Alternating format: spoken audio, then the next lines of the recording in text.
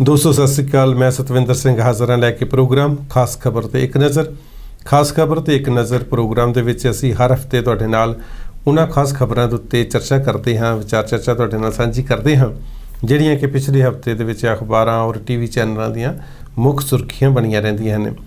ते इन्हां सारियां खबरां दे उत्ते मेरे नाल खबरां दे उत्ते जिहड़ी है विचार सांझे करन वास्ते जग्गी ढिल्लों जी शामिल हुंदे ने। जग्गी ढिल्लों जी प्यार भरी सत श्री अकाल। सत श्री अकाल सतविंदर जी, सत श्री अकाल जी। प्रोग्राम जी तो सब तो पहला मैं धन्यवाद करना चाहांगा पंजाब इंश्योरेंस तो हरपिंदर सिंह सिद्धू होना दा, जिन्हां दे सहयोग दे नाल प्रोग्राम हर हफ्ते तुहाडे तक पुजदा हुंदा जी। तो ढिल्लों साहब जिवें हिंदुस्तान च आपां देखिआ कि पार्लीमेंट का सैशन चल रहा है तो पार्लीमेंट के सैशन दे विच काफ़ी हल्ला गुल्ला फिर शुरू हो गया। ऐतकी ज़्यादा हल्ला गुल्ला उस तरह का नहीं मिल रहा, पर यह है कि गलबात का जिहड़ा है वो ज़्यादा एक मुद्दा जिहड़ा हैवी हो गया कि लैंड एक्विजिशन एक्ट जिहड़ा इन्होंने पास करने की पहले भी कोशिश की पिछले सैशन दे विच भी, पर पास नहीं होया। फिर एक ऑर्डीनेंस इन्होंने जारी कर दिता जिहड़े कि ऑर्डीनेंस दे 6 महीने वास्ते वैलिडिटी आती है। इन्होंने ला जिहड़ा बिल है पास करवाना ही पेगा पार्लीमेंट च, वो जिहड़ा है वो उन्होंने पेश किया है। तो उन्होंने लैके बड़ियां चर्चावां जिहड़ियां हैं टीवी चैनल ते अखबारां दे उत्ते जिहड़ियां मेन सुर्खियां दा मुद्दा जिहड़ा बनया होया है। उधर अंदोलनकारी भी जिहड़े हैं दिल्ली दे विच इकट्ठे होए ने, किसान अन्ना हज़ारे की अगवाई दे विच जिहड़े अंदोलन भी कर रहे। ये सारा की मतलब इशू की हैगा भी की समझते हो कि क्यों इस चीज़ की जिहड़ी है इन्नी ज़्यादा कंट्रोवर्सी चल रही है? सतविंदर जी थोड़ी जी लैंड एक्विजिशन की थोड़ी जी बैकग्राउंड मैं दवांगा हल्की जी। वो ये कि अंग्रेज़ों वेले तो जो लॉ सी कानून सीगे उहदे मुताबिक हिंदुस्तान हुण तक चलदा आया। हुण टाइम टू टाइम जिहड़ी चीज़ हैगी वो अपग्रेड होनी चाहिए सी, जिहड़ी कि किसी भी पार्टी कोल पोलीटिकल विल ही नहीं सी हैगी भी इस सबजैक्ट नूं टच करके ते उहदे च कोई सुधार लिआंदा जावे। तो वो हुण जदों सबसीक्वेंटली मनमोहन सिंह की सरकार दे वेले ये मुद्दा उठ के सामने आया कि अगर असीं डिवेलपमेंट की गल करते हैं और इंडिया नूं अगर असीं 21वीं सदी दे विच ते इंडिया शाइनिंग दी गल्लां जदों होण लगियां भी वो चीज़ां विच एक लैंड एक्विजिशन बहुत वड्डा एक स्टंबलिंग ब्लॉक आ जिहड़ा स्पीड तोड़दा आ प्रोग्रेस दी, क्योंकि एक प्रोजैक्ट आ वो अनाउंस हो जाता है जिन्ने नूं तुसीं लैंड एक्वायर करके उन्होंने डिवेलपमेंट स्टेज से लिआंदे हो, फिर उन्होंने फिनिश करते हो तो जिन्ने नूं उहदे च एक्चुअल असर आना शुरू हो जाता वो इन्ना क लंबा अरसा निकल जाता है कि वो जिहड़ा प्रोजैक्ट है या तो रिडंडेंट हो जाता है या इकनॉमिकली जिहड़ा एस्केलेट हो जाती है कि उन्होंने दे जिहड़ी प्लैनिंग है उस तो बियॉन्ड चला जाता। उस दी नीड नूं देखदिआं होइआं मनमोहन सिंह दी सरकार वेले ये मुद्दा उठिया और सारियां अपोजिशन पार्टीज़ ने जो पॉइंट यूपीए वालों आ रहे सीगे उन्होंने पूरा एक जिन्ना आपां कहने कि ग्रिलिंग करके निचोड़ के इन्होंने जो सारिਆਂ ने एक्सैप्ट किया वो लैंड एक्विजिशन लॉ जिहड़ा सी बनया सी ਉਹਨੇ ਬਣਿਆ 2013 ਦੇ ਵਿੱਚ जो हाँ जी। हुण ਉਹ अजे आपां कहीए ਤਾਂ ਵੀ ਇੱਕ ਦਿਨ ਜਾਂ ਇੱਕ ਘੰਟਾ ਵੀ ਅਪਲਾਈ ਨਹੀਂ ਕੀਤਾ ਗਿਆ ਹਿੰਦੁਸਤਾਨ ਦੇ ਵਿੱਚ। ਇੰਨੇ ਨੂੰ 2014 ਦੀਆਂ ਲੋਕ ਸਭਾ ਦੀਆਂ ਇਲੈਕਸ਼ਨਾਂ ਹੋਈਆਂ, ਸਰਕਾਰਾਂ ਬਦਲ ਗਈਆਂ। ਹੁਣ ਜਿਹੜੇ ਅਪੋਜੀਸ਼ਨ 'ਚ ਬਹਿ ਕੇ ਰੌਲਾ ਪਾ ਰਹੇ ਸੀਗੇ ਉਹ ਹੁਣ ਸਰਕਾਰ ਦੀ ਗੱਦੀ ਤੇ ਆ ਗਏ, ਕੁਰਸੀ ਤੇ ਆ ਗਏ ਤੇ ਜਦੋਂ ਆ ਗਏ ਤੇ ਉਹਨਾਂ ਦੀ ਜਿਹੜੀ ਬੋਲਬਾਣੀ ਆ ਉਸ ਪ੍ਰੋਜੈਕਟ ਨੂੰ ਲੈ ਕੇ ਜਾਂ ਉਸ ਲੈਂਡ ਐਕੁਜੀਸ਼ਨ ਨੂੰ ਲੈ ਕੇ ਉਹ ਬਦਲ ਗਈ। ਜਿਹੜੀਆਂ ਗੱਲਾਂ ਨੂੰ ਉਹ ਆਬਜੈਕਟ ਕਰਦੇ ਆਏ, ਜਿਹੜੀਆਂ ਗੱਲਾਂ ਉਹਨਾਂ ਨੇ ਕਹਿ ਕੇ ਲੜ ਕੇ ਇੰਪਲੀਮੈਂਟ ਕਰਵਾਈਆਂ, ਐਡ ਕਰਵਾਈਆਂ, ਅੱਜ ਉਹਨਾਂ ਨੂੰ ਇਹਨਾਂ ਨੇ ਨੱਲੀਫਾਈ ਕਰਤਾ। ਜਿਹੜੇ ਮੇਨ ਜਿਹੜੇ ਹਾਈਲਾਈਟ ਇਹਦੇ 'ਚ ਪੁਆਇੰਟ ਹੈਗੇ ਜਿੱਥੇ ਆ ਕੇ ਓਬਜੈਕਸ਼ਨ ਹੋ ਰਹੀ ਹੈ ਜਾਂ ਓਬਜੈਕਸ਼ਨ ਕੀਤੀ ਜਾ ਰਹੀ ਹੈ ਜਾਂ ਕਿਸਾਨਾਂ ਦੇ ਪੁਆਇੰਟ ਆਫ ਵਿਊ ਨਾਲ ਇੱਕ ਐਂਟੀ ਫਾਰਮਰ ਲਾਅ ਦੇ ਵਾਂਗੂ ਅੱਜ ਦੇਸ਼ ਲਿੱਤਾ ਜਾ ਰਿਹਾ। ਉਹਦੇ 'ਚ ਇਹ ਹੈਗਾ ਕਿ ਅੱਗੇ ਜਿਹੜੀ ਕੰਸੈਂਟ ਸੀਗੀ ਉਹ ਇਹ ਕਹਿੰਦੇ ਸੀਗੇ ਕਿ ਅਗਰ ਪ੍ਰਾਈਵੇਟ ਪਾਰਟੀ ਨੇ ਕੋਈ ਡਿਵੈਲਪਮੈਂਟ ਵਾਸਤੇ ਜਗ੍ਹਾ ਲੈਣੀ ਹੈ ਉਹਦੇ 'ਚ 80% ਫਾਰਮਰਸ ਦੀ ਕੰਸੈਂਟ ਹੋਣਾ ਜ਼ਰੂਰੀ ਹੈ। ਜੇ ਪਬਲਿਕ ਪ੍ਰਾਈਵੇਟ ਪ੍ਰੋਜੈਕਟ ਅਗਰ ਆ ਰਿਹਾ ਆ ਉਹਦੇ 'ਚ ਤਕਰੀਬਨ 70% ਦੀ ਕੰਸੈਂਟ ਹੋਣਾ ਜ਼ਰੂਰੀ ਹੈ। ਲੇਕਿਨ ਅੱਜ ਆਪਣਾ ਜਦੋਂ ਬੀਜੇਪੀ ਦੀ ਸਰਕਾਰ ਮਨਮੋਹਨ ਸਿੰਘ ਦੇ ਜਾਣ ਤੋਂ ਬਾਅਦ ਹੁਣ ਪਾਵਰ 'ਚ ਆਈ ਹੋਈ ਹੈ ਤੇ ਇਹ ਕਹਿੰਦੇ ਨੇ ਕਿ ਨਹੀਂ ਜੀ ਹੁਣ ਕਿਸੇ ਨੂੰ ਪੁੱਛਣ ਦੀ ਲੋੜ ਹੀ ਨਹੀਂ ਹੈਗੀ। ਅਗਰ ਤੁਸੀਂ ਕੁਛ ਕਲੌਜ਼ ਬਣਾਤੇ ਨੇ ਵੀ ਅਗਰ ਤੁਸੀਂ ਡਿਫੈਂਸ ਵਾਸਤੇ ਕਰਨਾ ਆ, ਅਗਰ ਕੋਈ ਇੰਡਸਟਰੀਅਲ ਕੋਰੀਡੋਰ ਬਣਾਉਣਾ ਆ, ਅਗਰ ਕੋਈ ਹੋਰ ਗਰੀਬਾਂ ਵਾਸਤੇ ਤੁਸੀਂ ਕੋਈ ਹਾਊਸਿੰਗ ਹਾਂਜੀ ਹਾਊਸਿੰਗ ਪ੍ਰੋਜੈਕਟ ਬਣਾਉਣਾ ਆ ਉਹਦੇ ਵਾਸਤੇ ਤੁਹਾਨੂੰ ਮਤਲਬ ਕਿਸੇ ਨੂੰ ਪੁੱਛਣ ਦੀ ਲੋੜ ਨਹੀਂ ਹੈ। ਹੁਣ ਦੇਖਿਆ ਜਾਵੇ ਕਿ ਇਹਨਾਂ ਪੰਜਾਂ ਤੋਂ ਇਲਾਵਾ ਫਿਰ ਹੋਰ ਮੁੱਦਾ ਰਹਿ ਕਿਹੜਾ ਗਿਆ ਜਿਹਦੇ 'ਚ ਆਪਾਂ ਡਿਵੈਲਪਮੈਂਟ ਦੀ ਗੱਲ ਕਰਦੇ ਹਾਂ ਤੇ ਉਸ ਗੱਲ ਤੋਂ ਇਹਨਾਂ ਨੇ ਕਹਿਤਾ ਜੀ ਕਿ ਕਿਸੇ ਦੀ ਕੰਸੈਂਟ ਲੈਣ ਦੀ ਲੋੜ ਨਹੀਂ ਹੈ, ਯੂ ਕੈਨ ਸਟ੍ਰੇਟ ਅਵੇ ਡੂ ਇਟ। ਦੂਜਾ ਡਿਫਰੈਂਸ ਜਿਹੜਾ ਆ ਗਿਆ ਜੀ ਉਹ ਇਹ ਸੀਗਾ ਕਿ ਅਗਰ ਪਿਛਲੇ ਲਾਅ ਦੇ ਮੁਤਾਬਕ ਜਿਹੜਾ 2013 ਚ ਆਇਆ, ਉਹਦੇ ਚ ਇਹ ਸੀਗਾ ਕਿ ਅਗਰ ਕਿਸਾਨ ਜਿਹਦੀ ਜ਼ਮੀਨ ਅਕਵਾਇਰ ਕੀਤੀ ਗਈ ਆ, ਅਗਰ ਉਹਨੂੰ ਇਹ ਲੱਗਦਾ ਆ, ਉਹਨੂੰ ਕਿਸੇ ਗੱਲ ਦੀ ਆਬਜੈਕਸ਼ਨ ਹੈਗੀ ਆ, ਉਹ ਕੋਰਟ 'ਚ ਜਾ ਸਕਦਾ।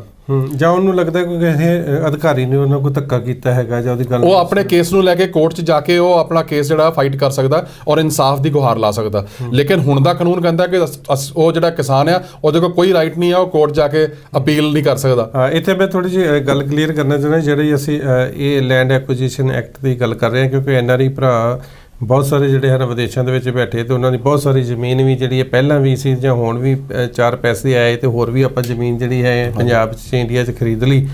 ਤੇ ਇਹ ਲੈਂਡ ਐਕੁਜੀਸ਼ਨ ਐਕਟ ਦਾ ਮਤਲਬ ਸਿੱਧਾ ਇਹੀ ਹੈਗਾ ਕਿ ਜਿਹੜੀ ਤੁਹਾਡੀ ਜ਼ਮੀਨ ਉਹ ਐਕਵਾਇਰ ਕੀਤੀ ਜਾ ਸਕਦੀ ਹੈਗੀ ਹੈ, ਔਰ ਉਹ ਗੌਰਮੈਂਟ ਜਿਹੜੀ ਹੈਗੀ ਹੈ ਉਹ ਕਿਸੇ ਵੀ ਜ਼ਮੀਨ ਨੂੰ ਜਿਹੜਾ ਹੈਗਾ ਐਕਵਾਇਰ ਕਰ ਸਕਦੀ। ਕਾਨੂੰਨ ਇਹ ਬਣਾਇਆ ਵੀ ਤੁਹਾਨੂੰ ਪੁੱਛਣ ਦੀ ਲੋੜ ਹੀ ਨਹੀਂ ਹੈ ਕਿ ਤੁਹਾਨੂੰ ਬਾਅਦ ਚਿੱਠੀ ਆ ਗਈ ਜੀ ਤੁਹਾਡਾ ਇਸ ਪ੍ਰੋਜੈਕਟ ਦੇ ਅੰਦਰ ਤੁਹਾਡੀ ਜ਼ਮੀਨ ਜਿਹੜੀ ਹੈ ਐਕਵਾਇਰ ਹੋ ਗਈ, ਵੀ ਤੁਹਾਨੂੰ ਪੁੱਛਣ ਦੀ ਵੀ ਜਿਹੜੀ ਹੈਗੀ ਲੋੜ ਗੌਰਮੈਂਟ ਨਹੀਂ। ਇਹ ਇੱਕ ਤਰ੍ਹਾਂ ਦਾ ਕਾਲਾ ਜਿਹਾ ਕਾਨੂੰਨ ਇਸ ਤਰ੍ਹਾਂ ਲੱਗਦਾ ਵੀ ਜਿਵੇਂ ਚਲੋ ਜੇ ਤੁਸੀਂ ਐਕਵਾਇਰ ਕਰ ਵੀ ਲਈ, ਜੇ ਬੰਦੇ ਨੂੰ ਚਾਰਾਂ ਨੂੰ ਆਬਜੈਕਸ਼ਨ ਆ, ਕੋਰਟ 'ਚ ਜਾਓ, ਕਹਿੰਦਾ ਕੋਰਟ 'ਚ ਵੀ ਨਹੀਂ ਜਾ ਸਕਦਾ, ਕਾਨੂੰਨ ਹੀ ਬਣ ਗਿਆ, ਤੇ ਉਹ ਕੋਰਟ 'ਚ ਕੇਸ ਵੀ ਸਟੈਂਡ ਨਹੀਂ ਕਰੇਗਾ। ਸਤਵਿੰਦਰ ਜੀ, ਇਸ ਤੋਂ ਵੀ ਵੱਡਾ ਜਿਹੜਾ ਪੁਆਇੰਟ ਹੈਗਾ, ਜਿਹੜਾ ਕਿ ਇੰਨਾ ਕੁ ਡੇਂਜਰਸ ਟ੍ਰੈਂਡ ਆ, ਔਰ ਇਹਨਾਂ ਦੀ ਜਿਹਦੇ 'ਚ ਇਹਨਾਂ ਦੀ ਨੀਅਤ ਸਾਫ਼ ਨਹੀਂ ਲੱਗਦੀ, ਔਰ ਜਿਹਦੇ 'ਚ ਸਭ ਨੂੰ ਜ਼ਿਆਦਾ ਆਬਜੈਕਸ਼ਨ ਆ, ਉਹ ਇਹ ਹੈਗਾ ਆ ਕਿ ਪਿਛਲੇ ਪ੍ਰੋਜੈਕਟ ਦੇ ਵਿੱਚ ਜਾਂ ਪਿਛਲੇ ਲਾਅ ਦੇ ਵਿੱਚ ਇਹ ਸੀਗਾ ਕਿ ਤੁਸੀਂ ਸਿਰਫ ਜਿਹੜੀ ਗੈਰ ਆਬਾਦ ਜਗ੍ਹਾ ਆ, ਜਿਹਦੇ 'ਚ ਜਦੋਂ ਮੈਂ ਕਹਿੰਦਾ ਗੈਰ ਆਬਾਦ ਮਤਲਬ ਜਿਹੜੀ ਐਗਰੀਕਲਚਰ ਵਾਸਤੇ ਯੂਟਿਲਾਈਜ਼ ਨਹੀਂ ਕੀਤੀ ਜਾ ਰਹੀ, ਅਗਰ ਕੋਈ ਬੰਜਰ ਕਲਰਾਠੀ ਜਗ੍ਹਾ ਹੈਗੀ ਹੈ, ਵੀ ਤੁਸੀਂ ਉਸ ਜਗ੍ਹਾ ਨੂੰ ਅਕਵਾਇਰ ਕਰਨਾ ਹੈ, ਪਹਿਲਾਂ ਪ੍ਰਾਇੋਰਟੀ ਉਹ ਹੋਣੀ ਚਾਹੀਦੀ ਹੈ। ਇਸ ਵੇਲੇ ਤੋਂ ਕਹਿ ਰਹੇ ਨੇ ਕਿ ਈਵਨ ਇਫ ਇਟ ਇਜ਼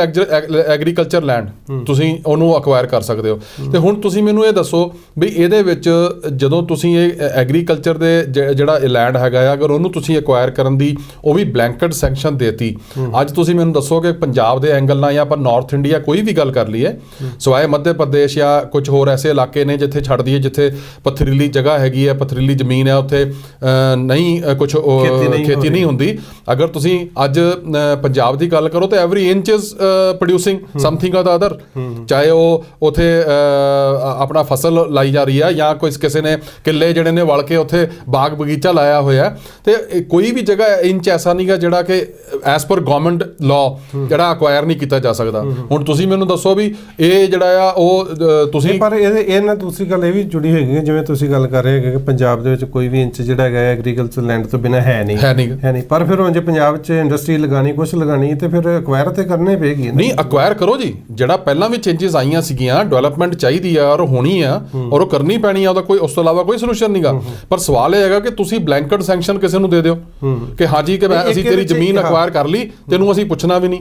ਦੂਸਰੀ ਗੱਲ ਇਹ ਹੈਗੀ ਆ ਕਿ ਉਹਦੇ ਪਿਛਲੇ ਜਿਹੜਾ ਐਗਰੀਮੈਂਟ ਇਹਨਾਂ ਦਾ ਹੋਇਆ ਸੀਗਾ, ਸਾਰੀਆਂ ਪਾਰਟੀਆਂ ਦਾ ਸਮਝੌਤਾ ਹੋਇਆ ਸੀ, ਉਹਦੇ 'ਚ ਇਹ ਸੀਗਾ ਬਈ ਅਗਰ ਪ੍ਰਾਈਵੇਟ ਬੰਦਾ ਲੈਂਦਾ ਉਹਦੀ 80% ਕੰਸੈਂਟ ਹੋਣੀ ਜ਼ਰੂਰੀ ਹੈ। ਉਹਦਾ ਖਾਸ ਕਾਰਨ ਸੀਗਾ ਜਿਹਦਾ ਕਿ ਮੈਂ ਅੱਗੇ ਵੀ ਸ਼ਾਇਦ ਇੱਕ ਪ੍ਰੋਗਰਾਮ ਜ਼ਿਕਰ ਕੀਤਾ ਆ ਕਿ ਇੰਦਰਾ ਗਾਂਧੀ ਇੰਟਰਨੈਸ਼ਨਲ 에ਅਰਪੋਰਟ ਦਾ ਬਣਨਾ ਇੱਕ ਵੱਡਾ ਐਗਜ਼ਾਮਪਲ ਆ ਸਾਡੇ ਸਾਹਮਣੇ, ਜਦੋਂ ਕਿ ਜਿਹੜੀ ਜ਼ਮੀਨ ਹੈਗੀ ਹੈ, ਜਿਹੜੇ ਕਿਸਾਨਾਂ ਕੋਲੋਂ ਉਹ ਜ਼ਮੀਨ ਲਿੱਤੀ ਗਈ, ਉਹਨਾਂ ਨੂੰ ਬੜਾ ਨੋਮੀਨਲ ਜਿਹਾ ਮੁਆਵਜ਼ਾ ਦੇ ਕੇ ਦੁਨੀਆ ਨੂੰ ਸੈਟਲ ਕਰਕੇ ਤੇ ਬਿਠਾਤਾ ਕਿ ਠੀਕ ਹੈ ਜੀ ਤੁਹਾਨੂੰ 3 ਗੁਣਾ ਪੈਸਾ ਦੇਤਾ। ਹੁਣ 3 ਗੁਣਾ ਪੈਸਾ ਵਰਸਸ ਜਿਹੜੀ ਇਹਨਾਂ ਨੇ ਕਮਰਸ਼ੀਅਲ ਡਿਵੈਲਪ ਕਰਕੇ ਜ਼ਮੀਨ ਵੇਚੀ ਆ, ਉਹ ਕਿੰਨੇ 100 ਗੁਣਾ ਜਿਹੜੇ ਉੱਪਰ ਵੇਚਿਆ ਜਾਂਦਾ। ਉਹ ਕਿਸਾਨ ਕਿਉਂ ਨਹੀਂ ਉਸ ਕਮਰਸ਼ੀਅਲ ਵੈਲਿਊ ਦਾ ਜਾਂ ਪ੍ਰੋਫਿਟ ਦਾ ਹਿੱਸਾ ਲੈ ਸਕਦਾ ਜਿਹਦੀ ਜ਼ਮੀਨ ਦੇ ਉੱਤੇ ਤੁਸੀਂ ਡਿਵੈਲਪਮੈਂਟ ਕੀਤੀ? ਕਹਿਣ ਦਾ ਮਤਲਬ ਇਹ ਹੈਗਾ ਕਿ ਜੇ 100 ਏਕੜ ਦੇ ਵਿੱਚ ਜੇ 에ਅਰਪੋਰਟ ਬਣਦਾ ਹੈਗਾ ਤੇ ਉਹਦੀ ਜਗ੍ਹਾ ਤੇ 200 ਏਕੜ ਲੈ ਲਈ, ਔਰ 100 ਏਕੜ ਤੇ ਜੇ 에ਅਰਪੋਰਟ ਬਣਾਤਾ ਤਾਂ 100 ਏਕੜ ਨੂੰ ਜਿਹੜਾ ਤੁਸੀਂ ਮਤਲਬ ਕਿੱਲਿਆਂ ਦੇ ਹਿਸਾਬ ਨਾਲ ਲਈ ਹੈਗੀ, ਮੁੜ ਕੇ ਮਰਲਿਆਂ ਦੇ ਹਿਸਾਬ ਨਾਲ ਤੁਸੀਂ ਜਿਹੜੀ ਹੈਗੀ ਆ ਵੀ ਬਿਜ਼ਨਸਮੈਨਾਂ ਨੂੰ ਵੇਚਦੇ ਹੈਗੇ ਹੋ,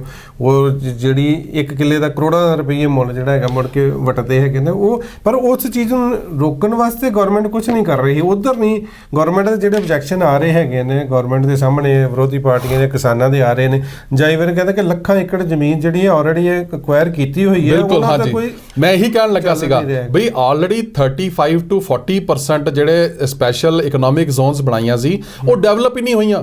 ਹੁਣ ਬੰਦਾ ਪੁੱਛੇ, ਅੱਛਾ ਪਿਛਲੇ ਲਾਅ ਦੇ ਵਿੱਚ ਇਹ ਸੀਗਾ ਕਿ ਅਗਰ ਤੁਸੀਂ 5 ਸਾਲ ਉਹ ਐਕਵਾਇਰ ਕੀਤੀ ਹੋਈ ਜ਼ਮੀਨ ਤੇ ਪ੍ਰੋਜੈਕਟ ਅਗਰ ਨਹੀਂ ਬਣਾਉਂਦੇ ਤੇ ਤੁਹਾਡੀ ਉਹ ਜ਼ਮੀਨ ਜਿਹੜੀ ਹੈਗੀ ਵਾਪਸ ਉਸ ਫਾਰਮਰ ਨੂੰ ਜਾਂ ਉਹਨਾਂ ਕਿਸਾਨਾਂ ਨੂੰ ਵਾਪਸ ਚਲੇ ਜਾਏਗੀ। ਕੋਈ ਪ੍ਰੋਵੀਜ਼ਨ ਖਤਮ ਕੀਤੀ ਗਈ, ਉਹ ਵੀ ਪ੍ਰੋਵੀਜ਼ਨ ਖਤਮ ਕਰਤੀ। ਉਹ ਕਹਿੰਦੇ ਕਿ ਅਸੀਂ ਇਹਨੂੰ ਅੱਜ ਬਣਾਈਏ ਜਾਂ 50 ਸਾਲ ਬਾਅਦ ਬਣਾਈਏ, ਤੁਸੀਂ ਸਾਨੂੰ ਸਵਾਲ ਨਹੀਂ ਕਰ ਸਕਦੇ। ਇਹਦਾ ਮਤਲਬ ਤੇ ਬਲੈਕ ਲਾਅ ਜਿੱਦਾਂ ਤੁਸੀਂ ਕਿਹਾ, ਕਾਲੇ ਕਾਨੂੰਨ, ਅੰਧਾ ਕਾਨੂੰਨ ਹੈ ਕਿ ਵੀ ਹਾਂਜੀ ਬੈਠੇ ਅਸੀਂ ਆਪਣੀ ਮਰਜ਼ੀ ਦੀ ਮਨਘੜਤ ਕਹਾਣੀਆਂ ਜਿੱਦਾਂ ਹੈਗੀਆਂ ਨੇ ਪੜੀ ਜਾ ਰਹੇ ਹਾਂ, ਅਸੀਂ ਇਹ ਦੇਖੀ ਹਾਂਜੀ ਸਾਈਨ ਕਰ ਦਿਓ ਜੀ। ਹਾਂਜੀ ਪੁਰਾਣੀਆਂ ਫਿਲਮਾਂ 'ਚ ਦੇਖਦੇ ਨੇ ਸਾਈਨ ਕਰ ਦਿਓ ਜੀ, ਇੱਥੇ ਕਲੋਨੀ ਬਣਾਣੀ ਜੀ, ਇੱਥੇ ਬਿਲਡਿੰਗ ਬਣਾਣੀ ਹੈ। ਹਾਂ ਸਾਨੂੰ ਔਰ ਦੂਜੀ ਗੱਲ ਸਾਨੂੰ ਪੁੱਛੋ ਨਾ, ਔਰ ਸਾਨੂੰ ਪੁੱਛਣ ਵਾਲਾ ਕੋਈ ਹੋਣਾ ਨਹੀਂ ਚਾਹੀਦਾ।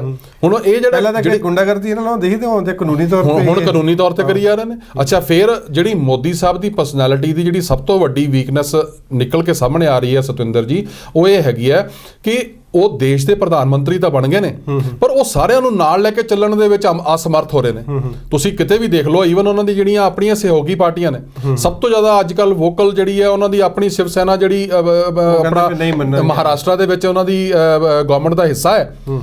ਦੇਵੇਂਦਰ ਫਡਨੀਸ ਦੇ ਨਾਲ ਉਹ ਮੋਢੇ ਦਾ ਮੋਢਾ ਲਾ ਕੇ ਉਹ ਖੜੇ ਨੇ। ਉਹਨਾਂ ਨੇ ਅੱਜ ਜਾ ਕੇ ਆਪਣੇ ਲੀਡਰਸ ਨੂੰ ਅਨਾਉਂਸ ਕਰ ਦਿੱਤਾ ਕਿ ਤੁਸੀਂ ਪਿੰਡਾਂ 'ਚ ਜਾਓ ਔਰ ਜਾ ਕੇ ਜਿਹੜਾ ਆ ਤੁਸੀਂ ਅਨਾਉਂਸ ਕਰੋ ਵੀ ਇਹ ਜਿਹੜਾ ਲਾਅ ਹੈਗਾ ਆ ਐਂਟੀ ਫਾਰਮਰ ਲਾਅ ਆ ਤੇ ਅਸੀਂ ਤੁਹਾਡੇ ਨਾਲ ਖੜੇ ਆ, ਅਸੀਂ ਬੀਜੇਪੀ ਨਾਲ ਇਸ ਮੁੱਦੇ ਤੇ ਨਹੀਂ ਹੈਗੇ।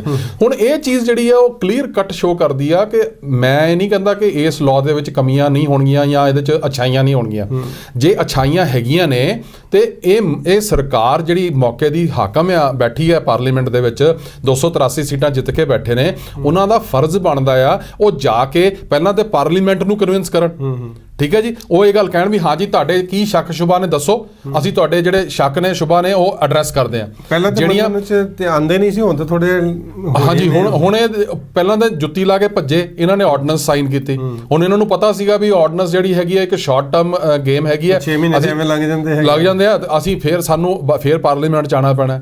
ਹੁਣ ਦੂਜੀ ਗੱਲ, ਉਸ ਵੇਲੇ ਸ਼ਾਇਦ ਇਹਨਾਂ ਦੀ ਥਿੰਕਿੰਗ ਇਹ ਸੀਗੀ ਕਿ ਅਸੀਂ ਜਿੰਨੀਆਂ ਵੀ ਸਟੇਟਸ ਹੈਗੀਆਂ ਨੇ ਫਟਾਫਟ ਡਿਵੈਲਪਮੈਂਟ ਦੇ ਮੁੱਦੇ ਦੇ ਉੱਤੇ ਦੁਨੀਆ ਸਾਡੇ ਮਗਰ ਆ ਜਾਏਗੀ, ਅਸੀਂ ਉਹਨਾਂ ਸਟੇਟਸ ਵਿੱਚ ਵੀ ਅਸੀਂ ਪਾਵਰ 'ਚ ਆ ਜਾਵਾਂਗੇ ਤੇ ਸਾਨੂੰ ਹੋਰ ਜਿਹੜੀ ਹੈ ਇੱਕ ਮੋਮੈਂਟਮ ਮਿਲੇਗਾ ਤੇ ਦੁਨੀਆ ਕਹੇਗੀ ਦੇਖੋ ਜੀ ਅਸੀਂ ਤੁਹਾਡੇ ਨਾਲ ਹਾਂ, ਅਸੀਂ ਜੋ ਤੁਸੀਂ ਕਰ ਰਹੇ ਹੋ ਠੀਕ ਹੈ। ਅੱਜ ਹੁਣ ਰਿਜ਼ਲਟਸ ਜਿਹੜੇ ਨੇ ਉਹ ਆਪੋਜ਼ਿਟ ਆਉਣੇ ਸ਼ੁਰੂ ਹੋ ਗਏ। ਦਿੱਲੀ ਦੇ ਵਿੱਚ ਹੁੰਜਾ ਫਿਰ ਗਿਆ।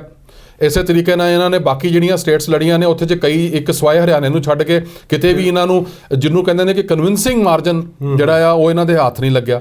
ਹੁਣ ਇਹਨਾਂ ਨੂੰ ਇਹ ਖਤਰਾ ਪਿਆ ਹੋਇਆ ਵੀ ਜਿਹੜੀ ਸਾਡੀ ਪੋਜੀਸ਼ਨ ਹੈ ਉਹ ਕਿਤੇ ਜਿੱਦਾਂ ਇੱਕ ਆਪੋਜੀਸ਼ਨ ਨੇ ਵੀ ਇਕੱਠੇ ਹੋ ਕੇ, ਜਿਹਦੇ 'ਚ ਕਾਂਗਰਸ ਵੀ ਹੈਗੀ ਹੈ, ਕਾਮਰੇਡ ਵੀ ਹੈਗੇ ਨੇ, ਆਮ ਆਦਮੀ ਪਾਰਟੀ ਨੇ ਵੀ ਆਵਾਜ਼ ਬੁਲੰਦ ਕਰ ਲਈ। ਦੂਜੀ ਗੱਲ ਹੈ ਕਿ ਇਸ ਸਰਕਾਰ ਨੂੰ ਹੋਂਦ 'ਚ ਲਿਆਉਣ ਦੇ ਵਿੱਚ ਅੰਨਾ ਹਜ਼ਾਰੇ ਦੀ ਜਿਹੜੀ ਮੂਵਮੈਂਟ ਸੀਗੀ ਲੋਕਪਾਲ ਦੀ ਜਾਂ ਐਂਟੀ ਕਰਪਸ਼ਨ ਮੂਵਮੈਂਟ ਦਾ ਬਹੁਤ ਵੱਡਾ ਰੋਲ ਸੀਗਾ। ਅੱਜ ਉਹ ਵੀ ਜਿਹੜੇ ਨੇ ਇਸ ਗਵਰਨਮੈਂਟ ਨੂੰ ਆ ਕੇ ਕ੍ਰਿਟਿਸਾਈਜ਼ ਕਰ ਰਹੇ ਨੇ ਤੇ ਉਹ ਵੀ ਮੈਦਾਨ 'ਚ ਉਤਰੇ ਹੋਏ ਨੇ ਕਿ ਨਹੀਂ ਜੀ ਅਗਰ ਤੁਸੀਂ ਇਹ ਜਿਹੜੇ ਰਿਕੁਆਇਰਡ ਅਮੈਂਡਮੈਂਟਸ ਨਹੀਂ ਕੀਤੀਆਂ ਅਸੀਂ ਜੇਲ੍ਹ ਭਰੋ ਅੰਦੋਲਨ ਵੀ ਆਉਣ ਵਾਲੇ ਟਾਈਮ 'ਚ ਚਲਾਉਣ ਨੂੰ ਤਿਆਰ ਬੈਠੇ। ਇੱਕ ਗੱਲ ਸਮਝਣ ਵਾਲੀ ਹੈਗੀ ਕਿ ਭਾਰਤੀ ਜਨਤਾ ਪਾਰਟੀ ਜਾਂ ਨਰਿੰਦਰ ਮੋਦੀ ਸਰਕਾਰ ਦੇ ਉੱਤੇ ਕੀ ਪ੍ਰੈਸ਼ਰ ਹੈਗਾ ਕਿ ਉਹ ਜਿਹੜੇ ਕਿ ਸਾਹਮਣੇ ਸਪਸ਼ਟ ਗੱਲਾਂ ਆ ਰਹੀਆਂ ਹੈਗੀਆਂ ਕਿ ਕੋਈ ਵੀ ਤੁਹਾਡੀ ਜਿਵੇਂ ਕਹ ਲਓ ਕਿ ਕੋਈ ਅਪੀਲ ਨਹੀਂ, ਕੋਈ ਦਲੀਲ ਨਹੀਂ ਕਿ ਤੁਹਾਡੀ ਜ਼ਮੀਨ ਪਈ ਹੈਗੀ ਤਾਂ ਉਹਨਾਂ ਐਕਵਾਇਰ ਕਰ ਲਈ ਤੇ ਕਰ ਲਈ। ਵੀ ਉਹਨਾਂ ਦਾ ਕੀ ਪ੍ਰੈਸ਼ਰ ਹੈਗਾ ਵੀ ਕਾਰਪੋਰੇਟ ਹਾਊਸ ਦਾ, ਇੰਟਰਨੈਸ਼ਨਲ ਕੰਪਨੀਆਂ ਦਾ ਪ੍ਰੈਸ਼ਰ ਹੈ, ਕਿਸ ਤਰ੍ਹਾਂ ਦਾ ਉਹਨਾਂ ਦੇ ਉੱਤੇ ਦਬਾਅ ਹੈ ਮੰਨਿਆ ਜਾ ਸਕਦਾ? ਦੇਖੋ ਜੀ, ਇਹ ਗੱਲ ਅੱਜ ਓਪਨ ਤਾਂ ਨਹੀਂ ਹੋ ਰਹੀ, ਪਰ ਜਦੋਂ ਇਹੋ ਜਿਹੀਆਂ ਗੱਲਾਂ ਇਸ ਤਰੀਕੇ ਨਾਲ ਕਾਨੂੰਨ ਬਣਦੇ ਨੇ ਤੇ ਉਹ ਜਿਹੜੀਆਂ ਅਫਵਾਹਾਂ ਚੱਲ ਰਹੀਆਂ ਨੇ ਹਰ ਪਾਸੇ, ਉਹਨਾਂ ਨੂੰ ਕਿਤੇ ਨਾ ਕਿਤੇ ਇੱਕ ਤਰੀਕੇ ਨਾਲ ਮੈਂ ਕਹਾਂਗਾ ਕਿ ਮੋਹਰ ਲੱਗਦੀ ਹੈ, ਆਥੈਂਟਿਸਿਟੀ ਦੀ ਮੋਹਰ ਲੱਗਦੀ ਹੈ ਜਾਂ ਸੱਚੀਆਂ ਲੱਗਦੀਆਂ ਨੇ। ਉਹ ਇਸ ਤਰੀਕੇ ਨਾਲ ਕਿ ਦੁਨੀਆ ਕਹਿੰਦੀ ਆਈ ਕਿ ਲੋਕ ਸਭਾ ਦੀਆਂ ਇਲੈਕਸ਼ਨਸ ਜਿਹੜੀਆਂ ਨੇ ਉਹ ਜਿਹੜੇ ਵੱਡੇ ਕਾਰਪੋਰੇਟ ਹਾਊਸਸ ਨੇ ਉਹਨਾਂ ਦੀਆਂ ਇਲੈਕਸ਼ਨ ਫੰਡਿੰਗ ਜਿਹੜੀਆਂ ਹੋਈਆਂ ਨੇ, ਜਿੰਨਾ ਇੰਨਾ ਹਿਊਜ ਪੈਸਾ ਉਹਨਾਂ ਨੇ ਸਪੈਂਡ ਕੀਤਾ ਹੈ, ਬਹੁਤ ਜ਼ਿਆਦਾ ਐਡਵਰਟਾਈਜ਼ਮੈਂਟ। ਹਾਂਜੀ, ਈਵਨ ਇਹਨਾਂ ਦੇ ਜਿਹੜੇ ਫੋਰਨ ਟ੍ਰਿਪਸ ਨੇ ਉਹਨਾਂ ਨੂੰ ਵੀ ਕਾਮਯਾਬ ਕਰਨ ਵਾਸਤੇ ਉਹਨਾਂ ਨੇ ਬਹੁਤ ਲੌਬਿੰਗ ਕੀਤੀ ਹੈ, ਬਹੁਤ ਪੈਸਾ ਸਪੈਂਡ ਕੀਤਾ ਹੈ। ਈਵਨ ਰਿਲਾਇੰਸ ਦਾ ਨਾਂ ਜਿਹੜਾ ਨਿਊਯਾਰਕ ਦਾ ਸ਼ੋਅ ਸੀਗਾ ਉਹਨੂੰ ਮੈਨੇਜ ਕਰਨ ਦਾ ਜਾਂ ਉਹਨੂੰ ਸਕਸੈਸਫੁਲ ਕਰਨ ਦਾ, ਉਹਦੇ 'ਚ ਵੀ ਉਹਨਾਂ ਦਾ ਜ਼ਿਕਰ ਜਿਹੜਾ ਰਿਊਮਰਸ ਜਿਹੜੀਆਂ ਨੇ ਉਹ ਆਉਂਦੀਆਂ ਨੇ। ਹੁਣ ਜਦੋਂ ਇਹੋ ਜਿਹੇ ਕਾਰਪੋਰੇਟ ਹਾਊਸਿਸ ਦਾ ਨਾਂ ਤੁਹਾਡੇ ਆਲਰੇਡੀ ਇਲੈਕਸ਼ਨ ਦੇ ਉੱਤੇ ਜੋ ਵੀ ਤੁਹਾਡਾ ਸਪੈਂਡਿੰਗ ਹੋਈ ਆ ਉਹਦੇ ਤੇ ਜ਼ਿਕਰ ਆ ਰਿਹਾ ਆ, ਤੇ ਜੇ ਤੁਸੀਂ ਕਾਨੂੰਨ ਜਿਹੜੇ ਬਣਾ ਰਹੇ ਹੋ ਉਹ ਵੀ ਪ੍ਰੋ ਕਾਰਪੋਰੇਟ ਬਣਾ ਰਹੇ ਹੋ। ਅੱਜ ਜਿਹੜਾ ਕਿਸਾਨ ਆ ਤੁਸੀਂ ਉਹਨੂੰ ਦੱਸੋਗੇ ਤਾਂ ਸਹੀ ਕਿ ਭਾਈ ਅਸੀਂ ਤੇਰਾ ਪ੍ਰੋਜੈਕਟ ਲੈ ਰਹੇ ਆ ਜਾਂ ਤੇਰੀ ਜ਼ਮੀਨ ਲੈ ਰਹੇ ਆ, ਇੱਥੇ ਆਹ ਪ੍ਰੋਜੈਕਟ ਲਾ ਰਹੇ ਆ। ਤੁਸੀਂ ਕਹਿੰਦੇ ਨਾ ਨਾ ਤੈਨੂੰ ਅਸੀਂ ਇਹ ਦੱਸਣਾ, ਨਾ ਤੂੰ ਸਾਨੂੰ ਇਹ ਪੁੱਛਣਾ ਵੀ ਅਸੀਂ ਕਦੋਂ ਬਣਾਵਾਂਗੇ। ਹੁਣ ਅੱਜ ਤੁਸੀਂ ਇੱਕ ਜ਼ਮੀਨ ਅਕਵਾਇਰ ਕਰ ਲਈ। ਮੈਂ ਇੱਕ ਹੋਰ ਇੱਥੇ ਬੜਾ ਇੰਟਰਸਟਿੰਗ ਜ਼ਿਕਰ ਜਿਹੜਾ ਕਰਾਂਗਾ ਕਿ ਪੋਲੀਟੀਸ਼ੀਅਨ ਤੇ ਆਲਰੇਡੀ ਉਹਨਾਂ ਦੀ ਨੀਅਤ ਜਿਹੜੀ ਹੈ ਇੰਨੀ ਖਰਾਬ, ਅਸੀਂ ਹਮੇਸ਼ਾ ਪਿਛਲੇ ਇੰਨੇ ਸਾਲਾਂ ਤੋਂ ਦੇਖਦੇ ਆ ਰਹੇ ਹਾਂ ਕਿ ਕਾਂਗਰਸ ਦੇ ਜਦੋਂ ਕਾਂਗਰਸ ਇਨ ਪਾਵਰ ਸੀਗੀ ਤੇ ਰਾਜਾ ਸਾਂਸੀ 에ਅਰਪੋਰਟ ਜਿਹੜਾ ਅੰਮ੍ਰਿਤਸਰ ਦਾ ਹੈਗਾ, ਉਹਨੂੰ ਜਦੋਂ ਇਹਨਾਂ ਨੇ ਇੰਟਰਨੈਸ਼ਨਲ 에ਅਰਪੋਰਟ ਡਿਕਲੇਅਰ ਕਰਨਾ ਸੀਗਾ, ਉਸ ਤੋਂ 7-8 ਮਹੀਨੇ ਪਹਿਲਾਂ ਸਭ ਦੇ ਜਿਹੜੇ ਟੌਪ ਨੌਚਸ ਸੀਗੀਆਂ ਉਹਨਾਂ ਨੂੰ ਪਤਾ ਸੀਗਾ ਕਿ ਉਹਨੂੰ ਇੰਟਰਨੈਸ਼ਨਲ 에ਅਰਪੋਰਟ ਡਿਕਲੇਅਰ ਕਰਨ ਲੱਗੇ ਆ। ਇਹਨਾਂ ਨੇ ਇੱਕ ਉਸ ਵੇਲੇ ਦੇ ਸ਼੍ਰੀ ਪੌਂਟੀ ਚੱਡਾ ਜੀ ਜਿਹੜੇ ਸਭ ਤੋਂ ਇਫੈਕਟਿਵ ਇਹਨਾਂ ਦੇ ਟੂਲ ਸੀਗੇ ਪੰਜਾਬ ਦੇ ਵਿੱਚ, ਉਹਨਾਂ ਨੂੰ ਖੁੱਲ੍ਹਿਆਂ ਛੱਡ ਦਿੱਤਾ ਔਰ ਉਹਨਾਂ ਨੇ ਅੰਮ੍ਰਿਤਸਰ ਰਾਜਾ ਸਾਂਸੀ 에ਅਰਪੋਰਟ ਦੇ ਆਲੇ ਦੁਆਲੇ ਜਿਹੜੀ ਜ਼ਮੀਨ ਹੈ ਅਕਵਾਇਰ ਕਰਨੀ ਸ਼ੁਰੂ ਕਰਤੀ। ਔਰ ਉਦੋਂ ਦੁਨੀਆ ਨੂੰ ਉਦੋਂ ਪਤਾ ਲੱਗਿਆ ਜਦੋਂ ਉਹ ਤਕਰੀਬਨ 100 ਕਿੱਲਾ ਖਰੀਦ ਚੁੱਕੇ ਸੀਗੇ ਬਈ ਇੱਥੇ ਕੀ ਹੋ ਰਿਹਾ ਇਹਦੇ ਕਿਸ ਕਨਸੈਪਟ ਦੇ ਵਿੱਚ ਇਹ ਚੀਜ਼ਾਂ ਜਿਹੜੀਆਂ ਨੇ ਅਕਵਾਇਰ ਕੀਤੀਆਂ ਜਾ ਰਹੀਆਂ। ਫਿਰ ਹੌਲੀ ਗੱਲ ਜਿਹੜੀ ਹੈ ਹੌਲੀ ਗੱਲ ਨਿਕਲਣੀ ਸ਼ੁਰੂ ਹੋਈ ਜੀ ਕਿ ਰਾਜਾ ਸਾਂਸੀ 에ਅਰਪੋਰਟ ਨੂੰ ਇਹ ਇੰਟਰਨੈਸ਼ਨਲ ਬਣਾਉਣ ਲੱਗੇ ਆ, ਤਾਂ ਉਹਦੀ ਪ੍ਰਾਈਸ ਜਦੋਂ ਉੱਪਰ ਜਾਣ ਲੱਗੀ ਔਰ ਦੁਨੀਆ ਨੇ ਦੇਖਿਆ ਵੀ ਜਿਹੜੇ ਆਲੇ ਦੁਆਲੇ ਕਿੱਲੇ ਨੇ ਉਹ ਸਾਰੇ ਜਿਹੜੇ 에ਅਰਪੋਰਟ ਦੇ ਆਲੇ ਦੁਆਲਾ ਜਿਹੜਾ ਗਲਬਾ ਆ ਉਹ ਸਾਰਾ ਪੌਂਟੀ ਚੱਡਾ ਦੇ ਕੰਟਰੋਲ 'ਚ ਆ ਗਿਆ। ਹੁਣ ਜਦੋਂ ਤੁਹਾਡੀ ਆਲਰੇਡੀ ਇੰਟੈਂਸ਼ਨਸ ਐਸੀਆਂ ਨੇ ਕਿ ਤੁਸੀਂ ਕਿਸੇ ਨਾ ਕਿਸੇ ਕਾਰਪੋਰੇਟ ਹਾਊਸ ਨੂੰ ਜਾਂ ਕਿਸੇ ਇੱਕ ਇੰਡੀਵਿਜੂਅਲ ਨੂੰ ਆਪਣੇ ਮੋਹਰੇ ਨੂੰ ਸਾਹਮਣੇ ਕਰਕੇ ਤੁਸੀਂ ਪੈਸਾ ਏਂਠਣ ਦਾ ਜਿਹੜਾ ਆਪਣਾ ਤਰੀਕਾ ਬਣਾਇਆ ਹੁੰਦਾ ਹੈ, ਤੁਹਾਡੀ ਗੱਲ ਨੂੰ ਕਿਉਂ ਕੋਈ ਜਿਹੜਾ ਉਹ ਸੱਚ ਲਊਗਾ ਜਾਂ ਤੁਹਾਨੂੰ ਫੇਸ ਵੈਲਿਊ ਤੇ ਲਊਗਾ? ਹਰ ਬੰਦਾ ਤੁਹਾਡੀ ਗੱਲ ਨੂੰ ਡਾਊਟ ਕਰੇਗਾ। ਇਹਦੇ ਵਿੱਚ ਇੱਕ ਚੀਜ਼ ਹੋਰ ਵੀ ਸਾਹਮਣੇ ਆਉਂਦੀ ਹੈਗੀ ਹੈ ਕਿ ਜਿਹੜੇ ਉੱਥੇ ਇੱਕ ਸੋਸ਼ਲ ਇੰਪੈਕਟ ਵੀ ਕੋਈ ਵੀ ਪ੍ਰੋਜੈਕਟ ਜਿਹੜਾ ਲੱਗਣਾ ਹੈ ਵੀ ਮੰਨ ਲਓ ਵੀ ਇਸ ਏਰੀਏ ਦੀ ਆਪਾਂ ਜ਼ਮੀਨ ਅਕਵਾਇਰ ਕਰ ਲਈ ਹੈ ਨਾ, ਕਿਸੇ ਵੀ ਮੰਨ ਲਓ ਮੋਗੇ ਲਾਗੇ ਕੋਈ ਜਿਹੜਾ ਹੈਗਾ ਕੋਈ ਜ਼ਮੀਨ ਪੈਂਦੀ 100 ਏਕੜ 200 ਏਕੜ ਜ਼ਮੀਨ ਗਵਰਨਮੈਂਟ ਨੇ ਅਕਵਾਇਰ ਕਰ ਲਈ। ਹੁਣ ਉਹਦੇ ਜਿਹੜੇ ਹੈਗਾ ਦੁਰਪ੍ਰਭਾਵ ਕਿਹੜੇ ਪੈਣਗੇ ਲੋਕਾਂ ਦਾ? ਇੱਕ ਤਾਂ ਹੈਗਾ ਵੀ ਜਿਨ੍ਹਾਂ ਨੇ ਤੇ ਦੇਖੋ ਜ਼ਮੀਨ ਵੇਚੀ ਉਹਨਾਂ ਨੂੰ ਤੇ ਇਹ ਹੋਗਾ ਕਿ ਉਹਨਾਂ ਨੂੰ ਪੈਸੇ ਮਿਲ ਗਏ, 2 ਗੁਣਾ ਮਿਲ ਗਏ, 4 ਗੁਣਾ ਮਿਲ ਗਏ, ਉਹਨਾਂ ਦਾ ਤਾਂ ਫਿਰ ਵੀ ਘਰ ਕੁਛ ਪੂਰਾ ਹੋ ਗਿਆ। ਪਰ ਉਸ ਏਰੀਏ 'ਚ ਜਿਹੜੇ ਕੋਈ ਦੁਕਾਨ ਕੋਈ ਚਲਾਉਂਦਾ ਸੀ, ਠੀਕ ਹੈ, ਕੋਈ ਪਿੰਡ ਹੀ ਉੱਜੜ ਗਿਆ, ਉਸ ਪਿੰਡ 'ਚ ਕੋਈ 4 ਦੁਕਾਨਦਾਰ ਸੀ ਹੈ ਨਾ, ਉਹਨਾਂ ਨੂੰ ਕਿੱਥੋਂ ਜਿਹੜੀ ਹੈਗੀ ਹੈ ਰੋਟੀ ਰੋਜੀ ਕਿੱਥੋਂ ਹੈਗੀ? ਤੇ ਉਹ ਸੋਸ਼ਲ ਇੰਪੈਕਟ ਇੱਕ ਸਰਵੇ ਹੁੰਦਾ ਸੀ ਵੀ ਇਹ ਕਰਵਾਇਆ ਜਾਏਗਾ। ਮਨਮੋਹਨ ਸਿੰਘ ਨੇ ਜਿਹੜਾ ਕਾਨੂੰਨ ਬਣਾਇਆ ਸੀ 2013 ਜੋ ਇਹ ਸੀ ਕਿ ਸਰਵੇ ਹੋਣਾ ਜ਼ਰੂਰੀ ਹੈ। ਉਹਨਾਂ ਨੂੰ ਤੁਸੀਂ ਰੀਹੈਬਿਲਿਟੇਟ ਕਿੱਦਾਂ ਕਰ ਰਹੇ ਹੋ? ਰੀਹੈਬਿਲਿਟੇਟ ਉਹਨੂੰ ਕਿੱਥੇ ਲੈ ਕੇ ਜਾਓਗੇ? ਕੀ ਆਲਟਰਨੇਟ ਉਹਨਾਂ ਨੂੰ ਦੇ ਰਹੇ ਹੋ? ਉਹਦੇ ਵਿੱਚ ਇਹ ਸੀ ਕਿ ਜੇ ਦੁਕਾਨਦਾਰ ਮੰਨ ਲਓ ਇੱਕ ਪਿੰਡ ਹੀ ਉੱਜੜ ਰਿਹਾ, ਮਤਲਬ ਉੱਥੇ 200 ਕਿੱਲੇ 400 ਕਿੱਲੇ ਜ਼ਮੀਨ ਲੈ ਲਈ, ਇੱਕ ਪਿੰਡ ਉੱਜੜ ਰਿਹਾ ਹੈਗਾ, ਤਾਂ ਉਹਦੇ 'ਚ ਦੁਕਾਨਦਾਰ ਸੀ ਮੰਨ ਲਓ ਹੈ ਨਾ, ਹੁਣ ਉਹ ਵੀ ਤਾਂ ਬੇਰੁਜ਼ਗਾਰ ਹੋ ਗਿਆ। ਬਿਲਕੁਲ ਹੋ ਗਿਆ। ਉਹਦਾ ਜਿਹੜਾ ਨੁਕਸਾਨ ਹੋਇਆ ਉਹਦੀ ਭਰਪਾਈ ਵੀ ਤਾਂ ਹੋਣੀ ਚਾਹੀਦੀ ਹੈਗੀ ਨਾ। ਉਹ ਸੋਸ਼ਲ ਇੰਪੈਕਟ ਜੇ ਹੁੰਦਾ ਹੈ ਸਰਵੇ ਤੇ ਤਾਂ ਉਹਨੂੰ ਭਰਪਾਈ ਮਿਲਦੀ ਸੀ। ਉਹਦੇ ਵਿੱਚ ਇਹ ਪ੍ਰੋਵੀਜ਼ਨ ਸੀ ਕਿ ਉਹਨੂੰ ਵੀ ਕੁਝ ਨਾ ਕੁਝ ਕੰਪਨਸੇਸ਼ਨ ਮਿਲੇਗਾ। ਪਰ ਦੂਜੇ ਪਾਸੇ ਜਿਹੜਾ ਹੈਗਾ ਉਹ ਕਹਿੰਦੇ ਵੀ ਨਹੀਂ ਉਹ ਕਰਵਾਉਣਾ ਹੀ ਨਹੀਂ ਹੈਗਾ ਸੀ। ਤੇ ਦੈਟ ਮੀਨਸ ਤੇ ਜਿਹਨੂੰ ਜ਼ਮੀਨ ਹੋਈ ਉਹਨੂੰ ਤਾਂ ਚਲੋ ਫਿਰ ਵੀ ਆਪਾਂ ਕਹਿ ਸਕਦੇ ਹਾਂ ਪੈਸੇ ਮਿਲ ਜਾਣਗੇ, ਰੋਜ਼ ਹੋ ਕੇ ਮਿਲ ਜਾਣਗੇ। ਪਰ ਜਿਹਦੀ ਦੁਕਾਨ ਚਲੀ ਗਈ ਜਾਂ ਕੋਈ ਹੋਰ ਬਿਜ਼ਨਸ ਉਹਦਾ ਚੱਲ ਗਿਆ, ਕਿਸੇ ਦਾ ਕੋਈ ਮੁਰਗੀ ਖਾਨਾ ਉੱਥੇ ਹੋਏਗਾ, ਕੋਈ ਹੋਰ ਹੋਏਗਾ, ਤੇ ਉਹ ਤੇ ਬਿਲਕੁਲ ਵੀ ਉਸ ਚੀਜ਼ ਤੋਂ ਜਿਹੜਾ ਹੈਗਾ ਵਾਂਝਾ ਰਹਿ ਗਿਆ। ਮੈਂ ਇਹ ਗੱਲ ਕਹਾਂਗਾ ਸਤਿੰਦਰ ਜੀ, ਜੇ ਸਰਕਾਰ ਜਿਹੜੀ ਹੈਗੀ ਉਹ ਵਾਕਈ ਸੀਰੀਅਸ ਸੀਗੀ ਕਿ ਹਾਂਜੀ ਅਸੀਂ ਲੈਂਡ ਐਕੁਜੀਸ਼ਨ ਜਾਂ ਇੰਡੀਆ ਦੀ ਡਿਵੈਲਪਮੈਂਟ ਵਾਸਤੇ ਅਸੀਂ ਸੋਚ ਰਹੇ ਹਾਂ ਜਾਂ ਇੰਡੀਆ ਨੂੰ ਗਾਂਹ ਵਧਾਉਣ ਦੀ ਗੱਲਾਂ ਕਰ ਰਹੇ ਹਾਂ, ਪਹਿਲਾਂ ਤੁਸੀਂ ਇੱਕ ਵਾਈਟ ਪੇਪਰ ਜਿਹੜਾ ਆ ਉਹ ਪੇਸ਼ ਕਰੋ ਦੁਨੀਆ ਦੇ ਅੱਗੇ ਕਿ ਹਾਂਜੀ ਪਿਛਲੇ 25 ਜਾਂ 30 ਸਾਲਾਂ ਦੇ ਵਿੱਚ ਫਲਾਣੀ ਜ਼ਮੀਨ ਜਿਹੜੀ ਐਕਵਾਇਰ ਕੀਤੀ ਗਈ ਔਰ ਆ ਜ਼ਮੀਨ ਦੇ ਉੱਤੇ ਆ ਪ੍ਰੋਜੈਕਟ ਲਗਾਏ ਜਿਹੜੇ ਸਕਸੈਸਫੁਲੀ ਚੱਲ ਰਹੇ ਨੇ, ਤੇ ਆ ਜਿਹੜੇ ਪ੍ਰੋਜੈਕਟ ਹੈਗੇ ਨੇ ਆ ਜਿਹੜੀਆਂ ਜ਼ਮੀਨਾਂ ਨੇ ਸਾਡੇ ਕੋਲ ਵੇਕੈਂਟ ਪਈਆਂ ਨੇ, ਪਹਿਲਾਂ ਤੁਸੀਂ ਉਹਨਾਂ ਨੂੰ ਯੂਜ਼ ਕਰੋ। ਜੇ ਤੁਹਾਡੇ 35-40% ਤੁਹਾਡੀ ਐਕਵਾਇਰ ਕੀਤੀ ਜਗ੍ਹਾ ਜਿਹੜੀ ਹੈ ਉਹ ਅਨਯੂਟਿਲਾਈਜ਼ ਪਈ ਹੈ ਤਾਂ ਤੁਸੀਂ ਨਵੀਆਂ ਦੇ ਵਾਸਤੇ ਕਾਨੂੰਨ ਬਣਾਈ ਜਾ ਰਹੇ ਹੋ। ਇਹਦਾ ਮਤਲਬ ਕੀ ਹੈ? ਇਹਦਾ ਮਤਲਬ ਇਹ ਕਿ ਜਿਹੜੀਆਂ ਜ਼ਮੀਨਾਂ ਐਕਵਾਇਰ ਕੀਤੀਆਂ ਨੇ ਉਹ ਅੱਜ ਕਮਰਸ਼ੀਅਲੀ ਇੰਨੀਆਂ ਅਟਰੈਕਟਿਵ ਨਹੀਂ ਹੈਗੀਆਂ। ਇਹ ਕੀ ਜਾਣਦੇ ਨੇ ਕਿ ਸ਼ਹਿਰ ਦੇ ਆਲੇ ਦੁਆਲੇ ਜਿਹੜਾ ਐਗਰੀਕਲਚਰੀ ਜਿਹੜਾ ਡਿਵੈਲਪਡ ਏਰੀਆ ਹੈਗਾ ਉਹਨੂੰ ਅਸੀਂ ਆਪਣੇ ਕਬਜ਼ੇ 'ਚ ਲਿਆਈਏ ਤੇ ਉੱਥੇ ਸਾਨੂੰ ਕਮਰਸ਼ੀਅਲੀ ਜਿਹੜੀ ਹੈ ਬੈਟਰ ਰਿਜ਼ਲਟਸ ਆਣ, ਬੈਟਰ ਰਿਟਰਨਸ ਆਣ। ਹੁਣ ਅਗਰ ਇਹਨਾਂ ਦੀ ਨੀਅਤ ਜਿਹੜੀ ਹੈ ਅਗੇਨ ਕਾਰਪੋਰੇਟ ਹਾਊਸਸ ਨੂੰ ਸੈਟੀਸਫਾਈ ਕਰਨਾ ਆ ਤੇ ਜੋ ਇਹਨਾਂ ਨੇ ਕਾਨੂੰਨ ਬਣਾਏ ਨੇ ਬਿਲਕੁਲ ਠੀਕ ਹੈ। ਬਾਕੀ ਇਹ ਡੈਮੋਕ੍ਰੇਸੀ ਹੈਗੀ ਹੈ ਜੀ, ਔਰ ਜਿਹੜਾ ਇੰਡੀਆ ਦਾ ਵੋਟਰ ਆ ਉਹਨੇ ਇਹਨਾਂ ਤੋਂ ਪਹਿਲਾਂ ਕਈ ਸਰਕਾਰਾਂ ਨੂੰ ਜਗ੍ਹਾ ਜਿਹੜੀ ਆ ਉਹ ਅਸਲ 'ਚ ਦਿਖਾਈ ਹੈ ਵੀ ਤੁਹਾਡੀ ਕਿੱਥੇ ਤੁਸੀਂ ਬਿਲੋਂਗ ਕਰਦੇ ਹੋ। ਅਗਰ ਇਹਨਾਂ ਨੇ ਆਪਣੀਆਂ ਇਹੀ ਕਾਰਗੁਜ਼ਾਰੀਆਂ ਰੱਖੀਆਂ ਤੇ ਮੇਰੇ ਖਿਆਲ ਹੈ ਕਿ ਅਗਲੀ ਇਲੈਕਸ਼ਨ ਦੇ ਵਿੱਚ ਜਿਹੜੇ ਢੋਲ ਨੱਚ ਗਾਣੇ ਤੇ ਲੱਡੂ ਜਿਹੜੇ ਨੇ ਕਿਸੇ ਹੋਰ ਦੇ ਦਫ਼ਤਰ ਦੇ ਅੱਗੇ ਚੱਲ ਰਹੇ ਹੋਣਗੇ ਤੇ ਵੱਜ ਰਹੇ ਹੋਣਗੇ। ਇੱਕ ਚੀਜ਼ ਹੋਰ ਵੀ ਸਾਹਮਣੇ ਆਉਂਦੀ ਹੈਗੀ ਕਿ ਕਿਸਾਨ ਇਹ ਕਹਿੰਦੇ ਕਿ ਅਸੀਂ ਜ਼ਮੀਨ ਜਿਹੜੀ ਹੈਗੀ ਆ ਦੇਣਾ ਚਾਹੁੰਦੇ ਹੈਗੇ ਆ ਕਿਉਂਕਿ ਖੇਤੀ ਕਰਨਾ ਕੋਈ ਬਹੁਤਾ ਵਧੀਆ ਧੰਦਾ ਰਿਹਾ ਨਹੀਂ ਹੈਗਾ। ਪਰ ਉਹਦੇ ਵਾਸਤੇ ਜਿਹੜਾ ਇਹ ਕਾਨੂੰਨ ਵੀ ਸਾਡੇ ਨਾਲ ਕੋਈ ਧੱਕਾ ਨਾ ਹੋਵੇ ਉਹਦੀ ਉਹ ਸ਼ੋਰਟੀ ਚਾਹੁੰਦੇ ਹੈਗੇ ਨੇ ਵੀ ਜ਼ਮੀਨ ਲੈ ਲਈ ਤੁਸੀਂ ਅੱਜ ਸਾਡੇ ਕੋਲ ਐਗਰੀਕਲਚਰ ਲੈਂਡ ਲੈ ਕੇ ਕੱਲ ਨੂੰ ਕੰਪਨੀਆਂ ਜਿਹੜੀਆਂ ਕਮਰਸ਼ੀਅਲੀ ਬਣਾ ਕੇ ਉਹਨੂੰ ਵੇਚੀ ਜਾਣ ਹੈਗੇ, ਫਿਰ ਉਹਨਾਂ ਨੂੰ ਦੁੱਖ ਹੁੰਦਾ ਹੈਗਾ ਜਾਂ ਉਹਨਾਂ ਨੂੰ ਮੁਆਵਜ਼ੇ ਵਾਸਤੇ ਜਿਹੜਾ ਇੱਧਰ ਉੱਧਰ ਭਟਕਣਾ ਪੈਂਦਾ ਹੈਗਾ ਜਾਂ ਉਹਨਾਂ ਨੂੰ ਜੇ ਰੁਜ਼ਗਾਰ ਪ੍ਰੋਪਰ ਨਹੀਂ ਮਿਲਦਾ। ਉਹਨਾਂ ਦਾ ਕਹਿਣਾ ਇਹ ਹੈਗਾ ਕਿ ਸਾਨੂੰ ਜ਼ਮੀਨ ਦੇਣ 'ਚ ਕੋਈ ਇਤਰਾਜ਼ ਨਹੀਂ ਹੈਗਾ, ਕਿਉਂਕਿ ਉਹਨਾਂ ਦੀ ਅੱਜ ਮਾਰਕੀਟ 'ਚ ਮੰਨ ਲਓ ਵੀ 4 ਲੱਖ ਨੂੰ ਹੈਗੀ ਤਾਂ ਉਹਨਾਂ ਨੂੰ 16 ਲੱਖ ਰੁਪਈਆ ਮਿਲ ਰਿਹਾ ਹੈਗਾ ਔਰ ਉਹਨਾਂ ਦੀ ਵਧੀਆ ਗੁਜ਼ਾਰਾ ਹੋ ਸਕਦਾ। ਨਹੀਂ ਤਾਂ ਕਿਸਾਨ ਦਾ ਵਿਚਾਰਾ ਤੁਹਾਨੂੰ ਪਤਾ ਹੀ ਆਤਮ ਹੱਤਿਆ ਕਰ ਇੰਨੀਆਂ ਜ਼ਿਆਦੀਆਂ ਖਬਰਾਂ ਆਉਂਦੀਆਂ ਨਾ। ਹਾਂਜੀ। ਪਰ ਗੱਲ ਤੇ ਹੈਗੀ ਕੋਈ ਬਹੁਤਾ ਵੱਡਾ ਅੜਿੱਚਾ ਨਹੀਂ ਹੈਗਾ ਵੀ ਇਹ ਨਹੀਂ ਹੈਗਾ ਕਿ ਕਿਸਾਨ ਜਿਹੜੇ ਜ਼ਮੀਨ ਦੇਣਾ ਨਹੀਂ ਚਾਹੁੰਦੇ ਹੈਗੇ, ਪਰ ਉਹ ਕਹਿੰਦੇ ਕਿ ਸਾਡੇ ਉਹਦੀ ਭਰਪਾਈ ਤੇ ਹੋਵੇ, ਸਾਡੀ ਸੁਣਵਾਈ ਤੇ ਹੋਵੇ। ਮੈਂ ਇਹਨੂੰ ਇੱਕ ਛੋਟੇ ਜਿਹੇ ਐਗਜ਼ਾਮਪਲ ਨਾਲ ਸਮ ਅਪ ਕਰਨਾ ਚਾਹੂੰਗਾ ਇਸ ਆਪਣੇ ਡਿਸਕਸ਼ਨ ਨੂੰ। ਉਹ ਇਹ ਹੈਗਾ ਜੀ ਕਿ ਅਗਰ ਤੁਸੀਂ ਲੈਂਡ ਐਕੁਜੀਸ਼ਨ ਨੂੰ ਇੱਕ ਕੰਪਨੀ ਜਿਹੜੀ ਮੰਨ ਲਓ ਰਿਲਾਇੰਸ ਦੀ ਹੈ ਜਾਂ ਕੋਈ ਹੋਰ ਕੰਪਨੀ ਹੈ, ਅੱਜ 에ਅਰ ਇੰਡੀਆ ਲਗਾ ਲਓ ਜਾਂ ਕੋਈ ਹੋਰ ਟਿਸਕੋ ਲਗਾ ਲਓ, ਪਿਸਕੋ ਲਗਾ ਲਓ, ਕਿਸੇ ਕੰਪਨੀ ਦੀ ਤੁਸੀਂ ਗੱਲ ਕਰ ਲਓ, ਉਸ ਕੰਪਨੀ ਦੇ ਵਿੱਚ ਦੁਨੀਆ ਸ਼ੇਅਰ ਮਾਰਕੀਟ ਜਾਂਦੀ ਹੈ, ਸ਼ੇਅਰ ਖਰੀਦਦੀ ਹੈ।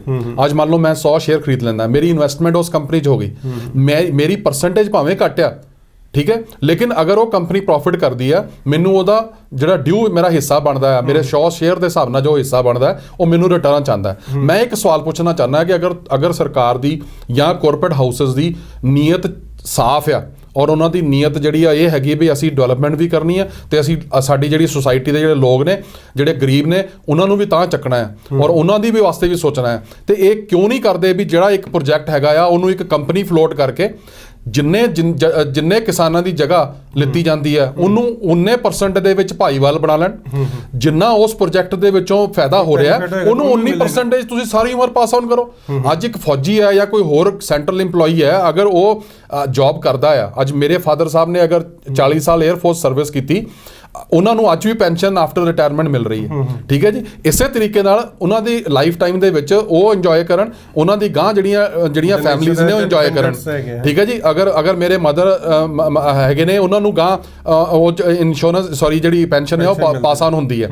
ਅਗਰ ਇਹੀ ਚੀਜ਼ ਜਿਹੜੀ ਹੈਗੀ ਆ ਉਸ ਤਰੀਕੇ ਦਾ ਬਣਾ ਕੇ ਕਰਨ, ਦੁਨੀਆ ਇਹਨਾਂ ਦੇ ਨਾਲ ਆ ਕੇ ਖੜੇ ਹੋ, ਇਹਨਾਂ ਨੂੰ ਕਹੇ ਕਿ ਭਾਈ ਅਸੀਂ ਤੁਹਾਡੇ ਨਾਲ ਖੜੇ ਹਾਂ ਤੇ ਸਾਨੂੰ ਦੱਸੋ, ਅਸੀਂ ਤੁਹਾਡੇ ਨਾਲ ਜੁੜਨ ਨੂੰ ਤਿਆਰ। ਹਰ ਕੋਈ ਚਾਹੇਗਾ ਵੀ ਸਾਡੇ ਇਲਾਕੇ 'ਚ ਡਿਵੈਲਪਮੈਂਟ ਹੋਵੇ, ਸਾਡੀ ਜ਼ਮੀਨ ਲਓ ਜੀ, ਨਾਲੇ ਸਾਨੂੰ ਪੈਨਸ਼ਨ ਲੱਗ ਗਈ, ਇੱਕ ਤਰ੍ਹਾਂ ਦੀ ਸਾਡਾ ਭਾਗੀਦਾਰ ਬਣ ਕੇ, ਹਿੱਸੇਦਾਰ ਬਣ ਗਏ ਉਹਦੇ, ਹਨਾ ਵੀ ਕੰਪਨੀ ਦੇ ਨਾਲ ਸਾਨੂੰ ਪ੍ਰੋਫਿਟ ਆਉਣਾ ਸ਼ੁਰੂ ਹੋ ਗਿਆ ਤੇ ਅਸੀਂ ਜ਼ਮੀਨ ਤੋਂ ਕੀ ਲੈਣਾ ਹੈਗਾ। ਤੇ ਲੈਟ ਵਿੱਚ ਇਹ ਗੱਲ ਵੀ ਇੱਕ ਸਾਹਮਣੇ ਆਈ ਕਿ ਕਿਸਾਨ ਇਹ ਨਹੀਂ ਕਿ ਜ਼ਮੀਨ ਦੇਣਾ ਨਹੀਂ ਚਾਹੁੰਦੇ ਹੈਗੇ, ਪਰ ਉਹ ਪ੍ਰੋਪਰ ਵੇ ਹੋਵੇ ਜੀ, ਔਰ ਦੋਨੋਂ ਨੂੰ ਪਤਾ ਹੋਵੇ ਕਿ ਮੇਰੀ ਜ਼ਮੀਨ ਦੇ ਉੱਤੇ ਕੀ ਹੋ ਰਿਹਾ ਤੇ ਮੇਰਾ ਕੀ ਹੋ ਰਿਹਾ। ਇੱਕ ਜਿਹੜੀ ਗੱਲ ਭਾਰਤੀ ਜਨਤਾ ਪਾਰਟੀ ਵਾਲੇ ਪੱਖ ਜਿਹੜਾ ਉਹ ਪੇਸ਼ ਕਰਦੇ ਹੈਗੇ ਨੇ ਸਰਕਾਰ ਵੱਲੋਂ ਕਿ ਜੇ ਅਸੀਂ ਇਹ ਕਾਨੂੰਨ ਨੂੰ ਰਿਲੈਕਸ ਨਾ ਕੀਤਾ, ਇਸ ਪ੍ਰੋਸੈਸ ਨੂੰ ਰਿਲੈਕਸ ਨਾ ਕੀਤਾ ਤੇ ਇਹ ਦੇਰ ਬਹੁਤ ਹੋ ਜਾਂਦੀ ਹੈਗੀ ਹੈ। ਜੇ ਆਪਾਂ ਮਤਲਬ ਲੈਂਡ ਨੂੰ ਐਕਵਾਇਰ ਕਰਨ ਵਾਸਤੇ ਬਹੁਤ ਲੰਬਾ ਸਮਾਂ ਲੱਗ ਜਾਂਦਾ ਔਰ ਇੰਨੇ ਸਮੇਂ ਨੂੰ ਕੀ ਹੈਗਾ ਕਿ ਹੋ ਸਕਦਾ ਕੰਪਨੀਆਂ ਹਿੰਦੁਸਤਾਨ ਹੀ ਨਹੀਂ ਵੀ ਕਿਸੇ ਚਾਈਨਾ 'ਚ ਚਲੇ ਜਾਣ, ਕਿਸੇ ਹੋਰ ਕੰਟਰੀ 'ਚ ਚਲੇ ਜਾਣ ਜਿੱਥੇ ਜ਼ਮੀਨ ਵਾਧੂ ਤੇ ਛੇਤੀ ਤੇ ਸਸਤੀ ਮਿਲ ਜਾਂਦੀ ਹੈਗੀ ਹੈ, ਫਿਰ ਕੰਪਨੀਆਂ ਕੋਲ ਉਹ ਵੀ ਆਪਸ਼ਨਸ ਹੁੰਦੀਆਂ ਹੈਗੀਆਂ। ਇਸ ਕਰਕੇ ਸਾਨੂੰ ਜਿਹੜੀ ਹੈਗੀ ਹੈ ਕਾਲ ਕਰਨੇ ਪੈ ਰਹੀ ਹੈਗੀ ਹੈ।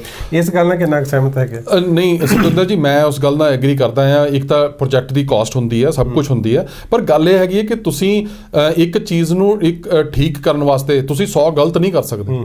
ਤੁਸੀਂ ਇੱਕ ਅੱਛਾ ਪ੍ਰੋਜੈਕਟ ਲੈ ਕੇ ਚੱਲੇ ਹੋ ਤਾਂ ਤੁਹਾਡੇ 'ਚ ਇੰਨੀ ਪਾਵਰ ਹੋਣੀ ਚਾਹੀਦੀ, ਤੁਸੀਂ ਦੁਨੀਆ ਦੇ ਅੱਗੇ ਪ੍ਰੋਜੈਕਟ ਰੱਖੋ, ਉਹਨਾਂ ਨੂੰ ਨਾਲ ਐਡ ਕਰੋ, ਉਹਨਾਂ ਨੂੰ ਨਾਲ ਲੈ ਕੇ ਚੱਲੋ।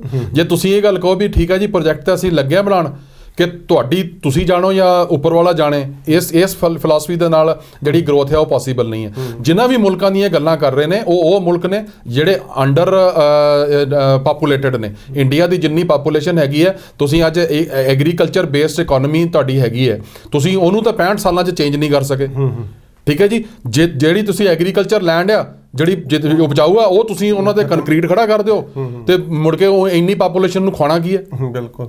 ਤੇ ਇਹ ਇੱਕ ਤਰ੍ਹਾਂ ਦਾ ਮਤਲਬ ਜੇ ਨਿਚੋੜ ਕੱਢਿਆ ਜਾਵੇ ਤੇ ਆਪਾਂ ਨੂੰ ਇਹਦਾ ਬੈਲੈਂਸ ਜਿਹੜਾ ਹੈ ਬਣਾਉਣਾ ਪਏਗਾ ਵੀ ਕਿਸਾਨਾਂ ਦੇ ਹਿੱਤਾਂ ਦੀ ਵੀ ਰਾਖੀ ਹੋਵੇ, ਡਿਵੈਲਪਮੈਂਟ ਵੀ ਹੋਵੇ, ਸਾਰਾ ਕੁਝ ਡਿਵੈਲਪਮੈਂਟ ਨੂੰ ਕੋਈ ਵੀ ਜਿਹੜਾ ਹੈਗਾ ਇਨਕਾਰ ਨਹੀਂ ਕਰ ਸਕਦਾ।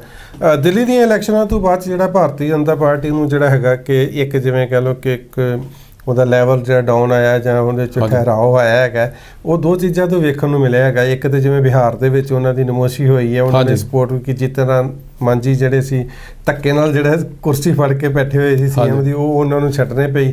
ਔਰ ਦੂਸਰਾ ਜਿਹੜਾ ਹੈਗਾ ਜੰਮੂ ਕਸ਼ਮੀਰ ਦੇ ਵਿੱਚ ਜਿਹੜਾ ਹੈ ਕਿ ਆਖਰਕਾਰ ਉਹਨਾਂ ਨੂੰ PDP ਨਾਲ ਸਮਝੌਤਾ ਜਿਹੜਾ ਕਰਕੇ ਉਹ ਸਰਕਾਰ ਬਣਾਉਣ ਵਾਸਤੇ ਉੱਥੇ ਰਾਜੀ ਹੋਏ ਨੇ। ਇਹਨਾਂ ਦੋਨੋਂ ਚੀਜ਼ਾਂ ਨੂੰ ਤੁਸੀਂ ਕਿਸ ਤਰ੍ਹਾਂ ਆਂਕਦੇ ਹੈਗੇ? ਹਾਂਜੀ, ਦਿੱਲੀ ਦੀ ਜਿਹੜੀ ਜਿੱਤ ਸੀਗੀ ਜੀ ਆਮ ਆਦਮੀ ਪਾਰਟੀ ਦੀ, ਉਹਨੇ ਬਹੁਤ ਵੱਡਾ ਜਿਹੜਾ ਇੱਕ ਝਟਕਾ ਇਹਨਾਂ ਨੂੰ ਦਿੱਤਾ ਔਰ ਇਹਨਾਂ ਦੀਆਂ ਬੜੀਆਂ ਗਲਤਫਹਿਮੀਆਂ ਦੂਰ ਕੀਤੀਆਂ ਨੇ। ਤੇ ਇਹ ਮੈਸੇਜ ਬੜਾ ਕਲੀਅਰਲੀ ਦਿੱਤਾ ਆ ਕਿ ਜਿੱਥੇ ਵੀ ਪੜ੍ਹੀ ਲਿਖੀ ਜਨਰੇਸ਼ਨ ਬੈਠੀ ਹੈ ਔਰ ਉੱਥੇ ਜਿਹੜੀ ਇਹ ਫਿਲਾਸਫੀ ਲੈ ਕੇ ਚੱਲੇ ਨੇ, ਉਹ ਫਿਲਾਸਫੀ ਨੇ ਕੰਮ ਨਹੀਂ ਕਰਨਾ। ਅਲਟੀਮੇਟਲੀ ਜੋ ਗੱਲਾਂ ਕਹੀਆਂ ਜਾਣਗੀਆਂ, ਅਗਰ ਉਹ ਗਰਾਊਂਡ ਤੇ ਨਹੀਂ ਹੋਣਗੀਆਂ ਤੇ ਉਹਦੇ ਨਤੀਜੇ ਜਿਹੜੇ ਨੇ ਉਹ ਸਾਹਮਣੇ ਆ ਜਾਣੇ ਨੇ, ਉਹਨਾਂ ਦਾ ਖਮਿਆਜਾ ਭੁਗਤਣਾ ਪੈਣਾ। ਜਿੱਥੇ ਤੱਕ ਸਵਾਲ ਹੈਗਾ ਜੀ ਬਿਹਾਰ ਦੇ ਵਿੱਚ, ਯੈਸ ਇਹਨਾਂ ਨੇ ਡੈਫੀਨੇਟਲੀ ਇੱਕ ਬੜੀ ਹੀ ਮਾੜੀ ਨੀਅਤ ਨਾਲ ਉੱਥੇ ਇੱਕ ਨੈਗੇਟਿਵ, ਇੱਕ ਜਿੱਦਾਂ ਆਪਾਂ ਫਿਲਮੀ ਵਰਡ ਯੂਜ਼ ਕਰੀਏ ਤੇ ਵਿਲਨ ਦਾ ਰੋਲ ਪਲੇ ਕਰਨ ਦੀ ਕੋਸ਼ਿਸ਼ ਕੀਤੀ। ਨਿਤਿਸ਼ ਕੁਮਾਰ ਨੇ ਜਾਂ ਉਹਦੇ ਸਹਿਯੋਗੀਆਂ ਨੇ ਮਿਲ ਕੇ ਉਹਨੂੰ ਅੱਛੀ ਤਰ੍ਹਾਂ ਟੈਕਲ ਕੀਤਾ ਔਰ ਆਪਣੀ ਪਾਰਟੀ ਦੀ ਪੋਜੀਸ਼ਨ ਨੂੰ ਬਚਾਇਆ। ਜੀਤਾ ਰਾਮ ਮਾਂਝੀ ਫਾਈਨਲੀ ਜਿਹੜੇ ਕਿ ਜਿੱਦਾਂ ਆਪਾਂ ਕਹਿੰਦੇ ਕਿ ਜਿਹੜੇ ਹੱਥ ਖੁਆਰਿਆ ਸੀ ਉਹਨੂੰ ਹੀ ਦੰਦੀ ਵੱਢਣ ਦੀ ਕੋਸ਼ਿਸ਼ ਕਰ ਰਹੇ ਸੀਗੇ ਤੇ ਉਹਦੇ ਤੋਂ ਪਿੱਛਾ ਛੁਡਵਾਇਆ। ਤੇ ਅੱਜ ਜਿਹੜਾ ਜੀਤਾ ਰਾਮ ਮਾਂਝੀ ਉਹ ਐਸੀ ਸਿਚੁਏਸ਼ਨ 'ਚ ਆ ਗਏ ਨੇ ਕਿ ਨਾ ਉਹ 3 'ਚ ਰਹੇ ਨਾ 13 'ਚ, ਤੇ ਉਹਨਾਂ ਦਾ ਜਿਹੜਾ ਪੋਲੀਟੀਕਲ ਕੈਰੀਅਰ ਹੈਗਾ ਉਹ ਸਟੇਕ ਤੇ ਆ ਗਿਆ ਕਿ ਉਹਨਾਂ ਦਾ ਗਾਂ ਕੀ ਬਣੂਗਾ। ਤੇ ਜੇ ਇਹੋ ਜਿਹੀਆਂ ਬੇਵਕੂਫੀਆਂ ਉਹਨਾਂ ਨੇ ਆਉਣ ਵਾਲੇ ਟਾਈਮ 'ਚ ਕੀਤੀਆਂ ਤੇ ਮੇਰਾ ਖਿਆਲ ਹੈ ਕਿ ਛੇਤੀ ਸਾਲ 2 ਸਾਲ ਦੇ ਵਿੱਚ ਇਹ ਇੱਕ ਹਿਸਟਰੀ ਦਾ ਪੇਜ ਬਣ ਕੇ ਰਹਿ ਜਾਣਗੇ ਵੀ ਇੱਕ ਬਿਹਾਰ 'ਚ ਚੀਫ ਮਿਨਿਸਟਰ ਉੱਠਿਆ ਸੀ ਜਿਹਨੇ ਆਪਣੀ ਪਾਰਟੀ ਨੂੰ ਮੁੜ ਕੇ ਅੱਖਾਂ ਦਿਖਾਣੀਆਂ ਸ਼ੁਰੂ ਕਰਤੀਆਂ ਜਾਂ ਆਪਣੇ ਲੀਡਰ ਨੂੰ ਅੱਖਾਂ ਦਿਖਾਣੀਆਂ ਸ਼ੁਰੂ ਕਰਤੀਆਂ। ਇਸ ਤੋਂ ਬਿਯੋਂਡ ਉਹਨਾਂ ਨੂੰ ਕੋਈ ਯਾਦ ਨਹੀਂ ਕਰੂਗਾ। ਜਿੱਥੇ ਤੱਕ ਬੀਜੇਪੀ ਦਾ ਸਵਾਲ ਹੈ ਜੀ, ਬੀਜੇਪੀ ਨੇ ਡੈਫੀਨੇਟਲੀ ਜਦੋਂ ਇਹ ਦੇਖਿਆ ਕਿ ਦਿੱਲੀ ਦੇ ਵਿੱਚ ਹਾਲਾਤ ਸਾਡੇ ਖਰਾਬ ਹੋ ਗਏ ਤੇ ਜੇ ਅਸੀਂ ਇਹ ਪੋਲਿਟਿਕਸ ਉੱਥੇ ਪਲੇ ਕੀਤੀ ਤੇ ਇੱਕ ਜਿਹੜੀ ਮੈਜੋਰਿਟੀ ਜਿਹੜੀ ਜਨਤਾ ਹੈਗੀ ਉਹਨਾਂ ਨੇ ਸਾਡੇ ਖਿਲਾਫ ਜਿਹੜਾ ਆ ਇੱਕ ਰੈਜ਼ਿਸਟੈਂਸ ਬਿਲਡ ਹੋ ਜਾਣੀ ਆ। ਉਹਨਾਂ ਨੂੰ ਨਿਤਿਸ਼ ਕੁਮਾਰ ਤੇ ਉਹਦੀ ਪਾਰਟੀ ਜਿਹੜੀ ਹੈਗੀ ਆ ਉਹ ਇੱਕ ਜਿਹਨੂੰ ਆਪਾਂ ਕਹਿੰਦੇ ਕਿ ਅਫੈਕਟਡ ਪਾਰਟੀ ਦੇ ਤੌਰ ਤੇ ਇੱਕ ਸਿੰਪਥੀ ਵੋਟ ਜਿਹੜੀ ਹੈ ਉਹਨਾਂ ਵੱਲ ਜਿਹੜੀ ਹੈ ਚਲੇ ਜਾਣੀ ਹੈ। ਤੇ ਬੜੇ ਟਾਈਮ ਸਿਰ ਇਹਨਾਂ ਨੇ ਆਪਣਾ ਹੱਥ ਖਿੱਚਿਆ ਔਰ ਉਹਨਾਂ ਨੂੰ ਜੀਤਾ ਰਾਮ ਮਾਂਝੀ ਨੂੰ ਕਿਹਾ ਕਿ ਅਸੀਂ ਤੁਹਾਡੀ ਮਦਦ ਨਹੀਂ ਕਰ ਸਕਦੇ।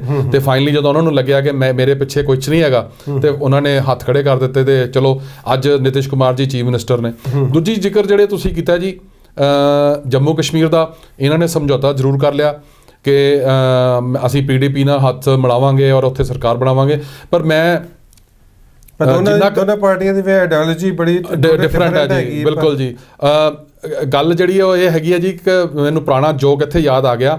ਉਹ ਹੈ ਤੇ ਵਿਆਹ ਦੇ ਨੂੰ ਲੈ ਕੇ ਸੀਗਾ, ਕਹਿੰਦਾ ਜੀ ਕਿ ਜਿਹੜੇ ਪਤੀ ਪਤਨੀ ਹੁੰਦੇ ਨੇ ਆਖੇ ਉਹ ਇੱਕ ਗੱਡੀ ਦੇ ਨਾ 2 ਚੱਕਿਆਂ ਦੇ ਬਰਾਬਰ ਹੁੰਦੇ ਨੇ। ਜੇ ਉਹ ਪ੍ਰੋਪਰ ਨਾ ਚੱਲਣ ਤਾਂ ਇਹ ਗੱਡੀ ਜਿਹੜੀ ਹੈ ਜ਼ਿੰਦਗੀ ਦੀ ਗੱਡੀ ਜਿਹੜੀ ਉਹ ਸਹੀ ਨਹੀਂ ਚੱਲਦੀ। ਪਰ ਉਹ ਕਿਸੇ ਨੇ ਕਿਹਾ ਜੀ ਕਿ ਇੱਕ ਚੱਕਾ ਆਖੇ ਜੇ ਟਰੈਕਟਰ ਦਾ ਹੋਵੇ ਤੇ ਦੂਜਾ ਜਿਹੜਾ ਅਗਰ ਕੰਬਾਈਨਡ ਦਾ ਹੋਵੇ ਤੇ ਫਿਰ ਕਹਿੰਦਾ ਕਿੱਦਾਂ ਮੈਚ ਜਿਹੜਾ ਉਹ ਚੱਲੂਗਾ ਤੇ ਕਿੱਦਾਂ ਗੱਡੀ ਚੱਲੂਗੀ।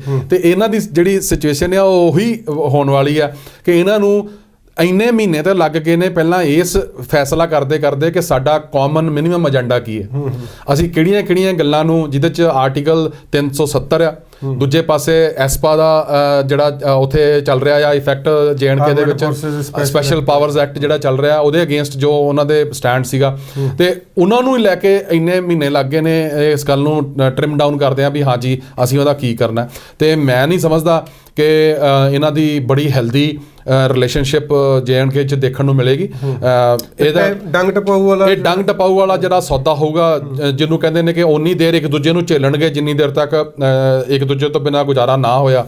ਜਿੱਦਣ ਡਿਫਰੈਂਸਸ ਜਿਹੜੇ ਨੇ ਉਹ ਓਪਨ ਉੱਠ ਕੇ ਜਿਹਨੂੰ ਆਪਾਂ ਕਹਿੰਦੇ ਕਿ ਬਾਜ਼ਾਰ 'ਚ ਆ ਗਏ, ਇਹਨਾਂ ਨੇ ਆਪਣਾ ਵੀ ਜਲੂਸ ਕੱਢ ਲੈਣਾ ਤੇ PDP ਦਾ ਵੀ ਡੈਫੀਨੇਟਲੀ ਨਿਕਲੇਗਾ ਤੇ ਇਹ ਸਾਰੀ ਗੇਮ ਦੇ ਵਿੱਚ ਸਫਰ ਫੇਰ JNK ਨੇ ਜਾਂ ਉਹਦੀ ਜਨਤਾ ਨੇ ਕਰ ਜਾਣਾ ਕਿਉਂਕਿ ਜਿਹੜਾ ਮੁੱਦਾ ਜਿਹੜੀ ਐਨਰਜੀ ਡਿਵੈਲਪਮੈਂਟ ਤੇ ਲੱਗਣੀ ਚਾਹੀਦੀ ਹੈ ਉਹ ਆਪਸ 'ਚ ਲੜਾਈ ਝਗੜੇ ਨੂੰ ਜਿਹੜੇ ਨੇ ਉਹ ਜ਼ਿਆਦਾ ਜਿਵੇਂ ਜਿਹੜਾ ਮੁੱਖ ਮੁੱਦਾ ਹੈਗਾ ਜੀ ਭਾਰਤੀ ਜਨਤਾ ਪਾਰਟੀ ਦਾ JNK ਨੂੰ ਲੈ ਕੇ, ਜੰਮੂ ਐਂਡ ਕਸ਼ਮੀਰ ਨੂੰ ਲੈ ਕੇ, ਉਹ ਇਹ ਰਿਹਾ ਹਮੇਸ਼ਾ ਕਿ ਸ਼ੁਰੂ ਤੋਂ ਇਹ ਰੌਲਾ ਪਾਉਂਦੇ ਵੀ 370 ਧਾਰਾ ਜਿਹੜੀ ਹੈਗੀ ਹੈ ਵੀ ਖਤਮ ਕਰ ਦਿਆਂਗੇ, ਅਸੀਂ ਆਏ ਪਾਵਰ 'ਚ ਖਤਮ ਕਰ ਦਿਆਂਗੇ, ਹੈ ਨਾ।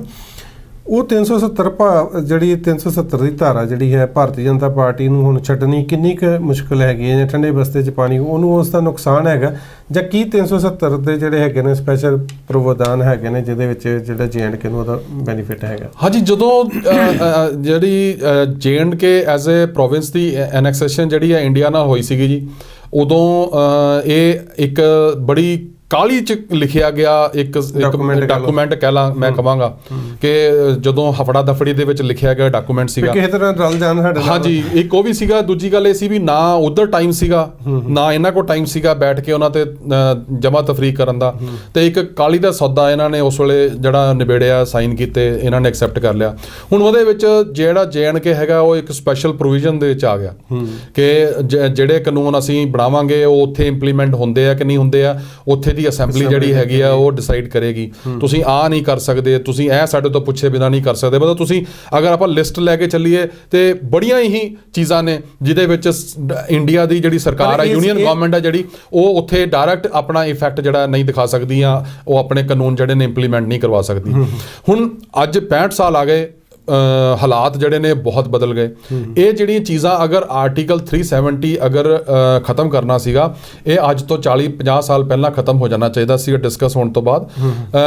ਆਵੇਂ ਸ਼ੁਰੂ ਚ ਕੀਤਾ ਵੀ ਜੈਸੇ ਜੋ ਰਲ ਗਏ, ਉਹ ਤੋਂ ਬਾਅਦ ਚ ਉਹਦੀ ਇੱਕ ਤੁਸੀਂ ਹਾਂਜੀ ਤੁਸੀਂ ਬੈਠ ਕੇ ਉਹਨਾਂ ਨਾਲ ਜਿਹੜੀਆਂ ਪਾਰਟੀ ਹੈਗੀ ਆ, ਬਹੁਤਾ ਫਾਇਦਾ ਨਹੀਂ ਹੋਇਆ ਜੇ 4 ਟੈਕਸ ਦੇ ਬੈਨੀਫਿਟ ਹੋ ਗਏ ਤੇ ਪਰ ਉਹਨਾਂ ਡਿਵੈਲਪਮੈਂਟ ਤੇ ਮੈਨੂੰ ਲੱਗਦਾ ਉਸੇ ਕਰਕੇ ਬਹੁਤੀ ਹੋ ਵੀ ਨਹੀਂ ਪਾਈ ਉੱਥੇ। ਕਿਉਂ ਜਿਵੇਂ ਉੱਥੇ ਕਹਿੰਦੇ ਵੀ ਨਰੇਗਾ ਨਹੀਂ ਹੈ ਕਿ ਨਰੇਗਾ ਨਹੀਂ ਹੈਗੀ ਹੈ, ਜਿਹੜੀ ਮਤਲਬ ਉੱਥੇ ਸਕੀਮਾਂ ਲਾਗੂ ਹੀ ਨਹੀਂ। ਗੱਲ ਉਹੀ ਹੈ ਨਾ ਜੀ, ਜਿਹੜੀ ਸੈਂਟਰ ਵਾਲੀ ਗੱਲ ਹੈਗੀ ਉੱਥੇ ਉਹਨਾਂ ਦਾ ਇਫੈਕਟ ਹੀ ਨਹੀਂ ਆ ਰਿਹਾ।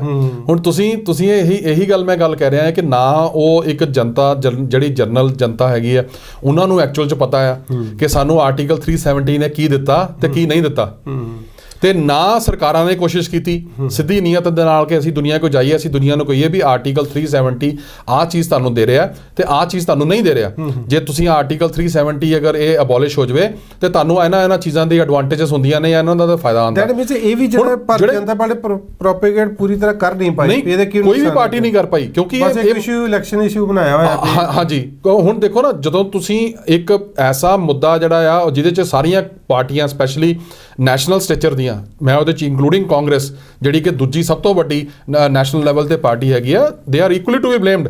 ਨਾ ਇਹਦੇ 'ਚ ਅਸੀਂ ਬੀਜੇਪੀ ਨੂੰ ਬਾਹਰ ਕੱਢ ਸਕਦੇ ਹਾਂ, ਜਾਂ ਇਹਨਾਂ ਤੋਂ ਪਹਿਲਾਂ ਅਗਰ ਕੋਈ ਹੋਰ ਸੀਗੀ ਜਨਤਾ ਪਾਰਟੀ ਦੇ ਸ਼ੇਪ ਦੇ ਵਿੱਚ ਅਗਰ ਆਪੋਜੀਸ਼ਨ ਸੀਗੀ, ਅਸੀਂ ਨਾ ਉਹਨਾਂ ਨੂੰ ਬਾਹਰ ਕੱਢ ਸਕਦੇ ਹਾਂ। ਸੋ ਐਵਰੀ ਲੀਡਰ ਜਿਹੜਾ ਵੀ ਕਿਸੇ ਵੀ ਸ਼ੇਪ ਦੇ ਵਿੱਚ ਅਗਰ ਪਾਰਲੀਮੈਂਟ 'ਚ ਬੈਠਾ ਹੈ ਪਿਛਲੇ 60-65 ਸਾਲਾਂ 'ਚ, ਦੇ ਆਲ ਆਰ ਟੂ ਬੀ ਬਲੇਮਡ। ਉਹਨਾਂ ਨੂੰ ਇੱਕ ਕਾਮਨ ਪਲੇਟਫਾਰਮ ਤੇ ਆ ਕੇ ਕੰਸੈਂਸਸ ਬਣਾ ਕੇ ਕਿ ਹਾਂਜੀ ਆਰਟੀਕਲ 370 ਨਾ ਤਾਂ ਇੰਡੀਆ ਦੇ ਫੇਵਰ 'ਚ ਹੈਗਾ, ਨਾ ਉਸ ਸਟੇਟ ਦੀ ਜਨਤਾ ਦੇ ਫੇਵਰ 'ਚ ਹੈਗਾ, ਤੇ ਉਹ ਲਾਈਨ ਤਾਂ ਇਹਨਾਂ ਨੇ ਅਡਾਪਟ ਨਹੀਂ ਕੀਤੀ। ਹੁਣ ਇੱਕ ਜਦੋਂ ਬੀਜੇਪੀ ਵਰਗੀ ਪਾਰਟੀ ਜਿਹੜੀ ਇੱਕ ਹਾਰਡ ਲਾਈਨਰ ਮੰਨੀ ਜਾਂਦੀ ਹੈ, ਉਹਨਾਂ ਦੀ ਆਈਡੀਓਲੋਜੀ ਜਦੋਂ ਉਹ ਇਹ ਗੱਲ ਕਰਦੇ ਆ, ਉਹਨਾਂ ਦੇ ਮੂੰਹ ਦੇ ਵਿੱਚੋਂ ਚੰਗੀ ਗੱਲ ਵੀ ਮਾੜੀ ਲੱਗਦੀ ਹੈ ਕਿ ਅਗਰ ਉਹ ਆ ਕੇ ਗੱਲ ਕਹਿੰਦੇ ਨੇ ਵੀ ਆਰਟੀਕਲ 370 ਨਹੀਂ ਹੋਣਾ ਚਾਹੀਦਾ, ਤੇ ਅਗਰ ਤੁਸੀਂ ਜਿਹੜੇ ਡਿਫੈਂਸ ਐਕਸਪਰਟਸ ਨੇ ਉਹਨਾਂ ਦੇ ਵਿਊ ਮੰਨੋ ਤੇ ਉਹ ਵੀ ਇਹ ਗੱਲ ਕਹਿੰਦੇ ਨੇ ਕਿ ਇਹ ਜਿਹੜਾ ਆਰਟੀਕਲ ਸੀਗਾ ਇਹ ਬਹੁਤ ਪੁਰਾਣਾ ਐਬੋਲਿਸ਼ ਹੋ ਜਾਣਾ ਚਾਹੀਦਾ ਸੀ। ਠੀਕ ਹੈ ਜੀ। ਹੁਣ ਅਗਰ ਸਟ੍ਰੈਟਜਿਕਲੀ ਤੁਸੀਂ ਉਹ ਮਿਸਟੇਕ ਕਰ ਚੁੱਕੇ ਹੋ ਐਜ਼ ਅ ਨੇਸ਼ਨ, ਜਾਂ ਤੁਹਾਡੇ ਵੇਰੀਅਸ ਪਾਰਟੀਆਂ, ਵੇਰੀਅਸ ਗਵਰਨਮੈਂਟਸ, ਇਹ ਅੱਜ ਨਵੀਂ ਨਹੀਂ ਹੈ ਕਿ ਅੱਜ ਮੋਦੀ ਸਰਕਾਰ ਆ ਗਈ ਤੇ ਇਹ ਮੁੱਦਾ ਪਹਿਲੀ ਵਾਰ ਉੱਠਿਆ, ਇਹ ਹਮੇਸ਼ਾ ਇਹ ਟਾਈਮ ਟੂ ਟਾਈਮ ਇਹ ਸਿਰ ਚੱਕਦਾ ਰਿਹਾ ਮੁੱਦਾ। ਲੇਕਿਨ ਅਗਰ ਤੁਸੀਂ ਅੱਜ ਵੀ ਚਾਹੁੰਦੇ ਹੋ ਵੀ ਹਾਂਜੀ ਇਹਦੇ 'ਚ ਸੁਧਾਰ ਹੋਵੇ, ਤੁਸੀਂ ਪਹਿਲਾਂ ਇੱਕ ਪੋਲੀਟੀਕਲ ਕੰਸੈਂਸਸ ਬਣਾਓ।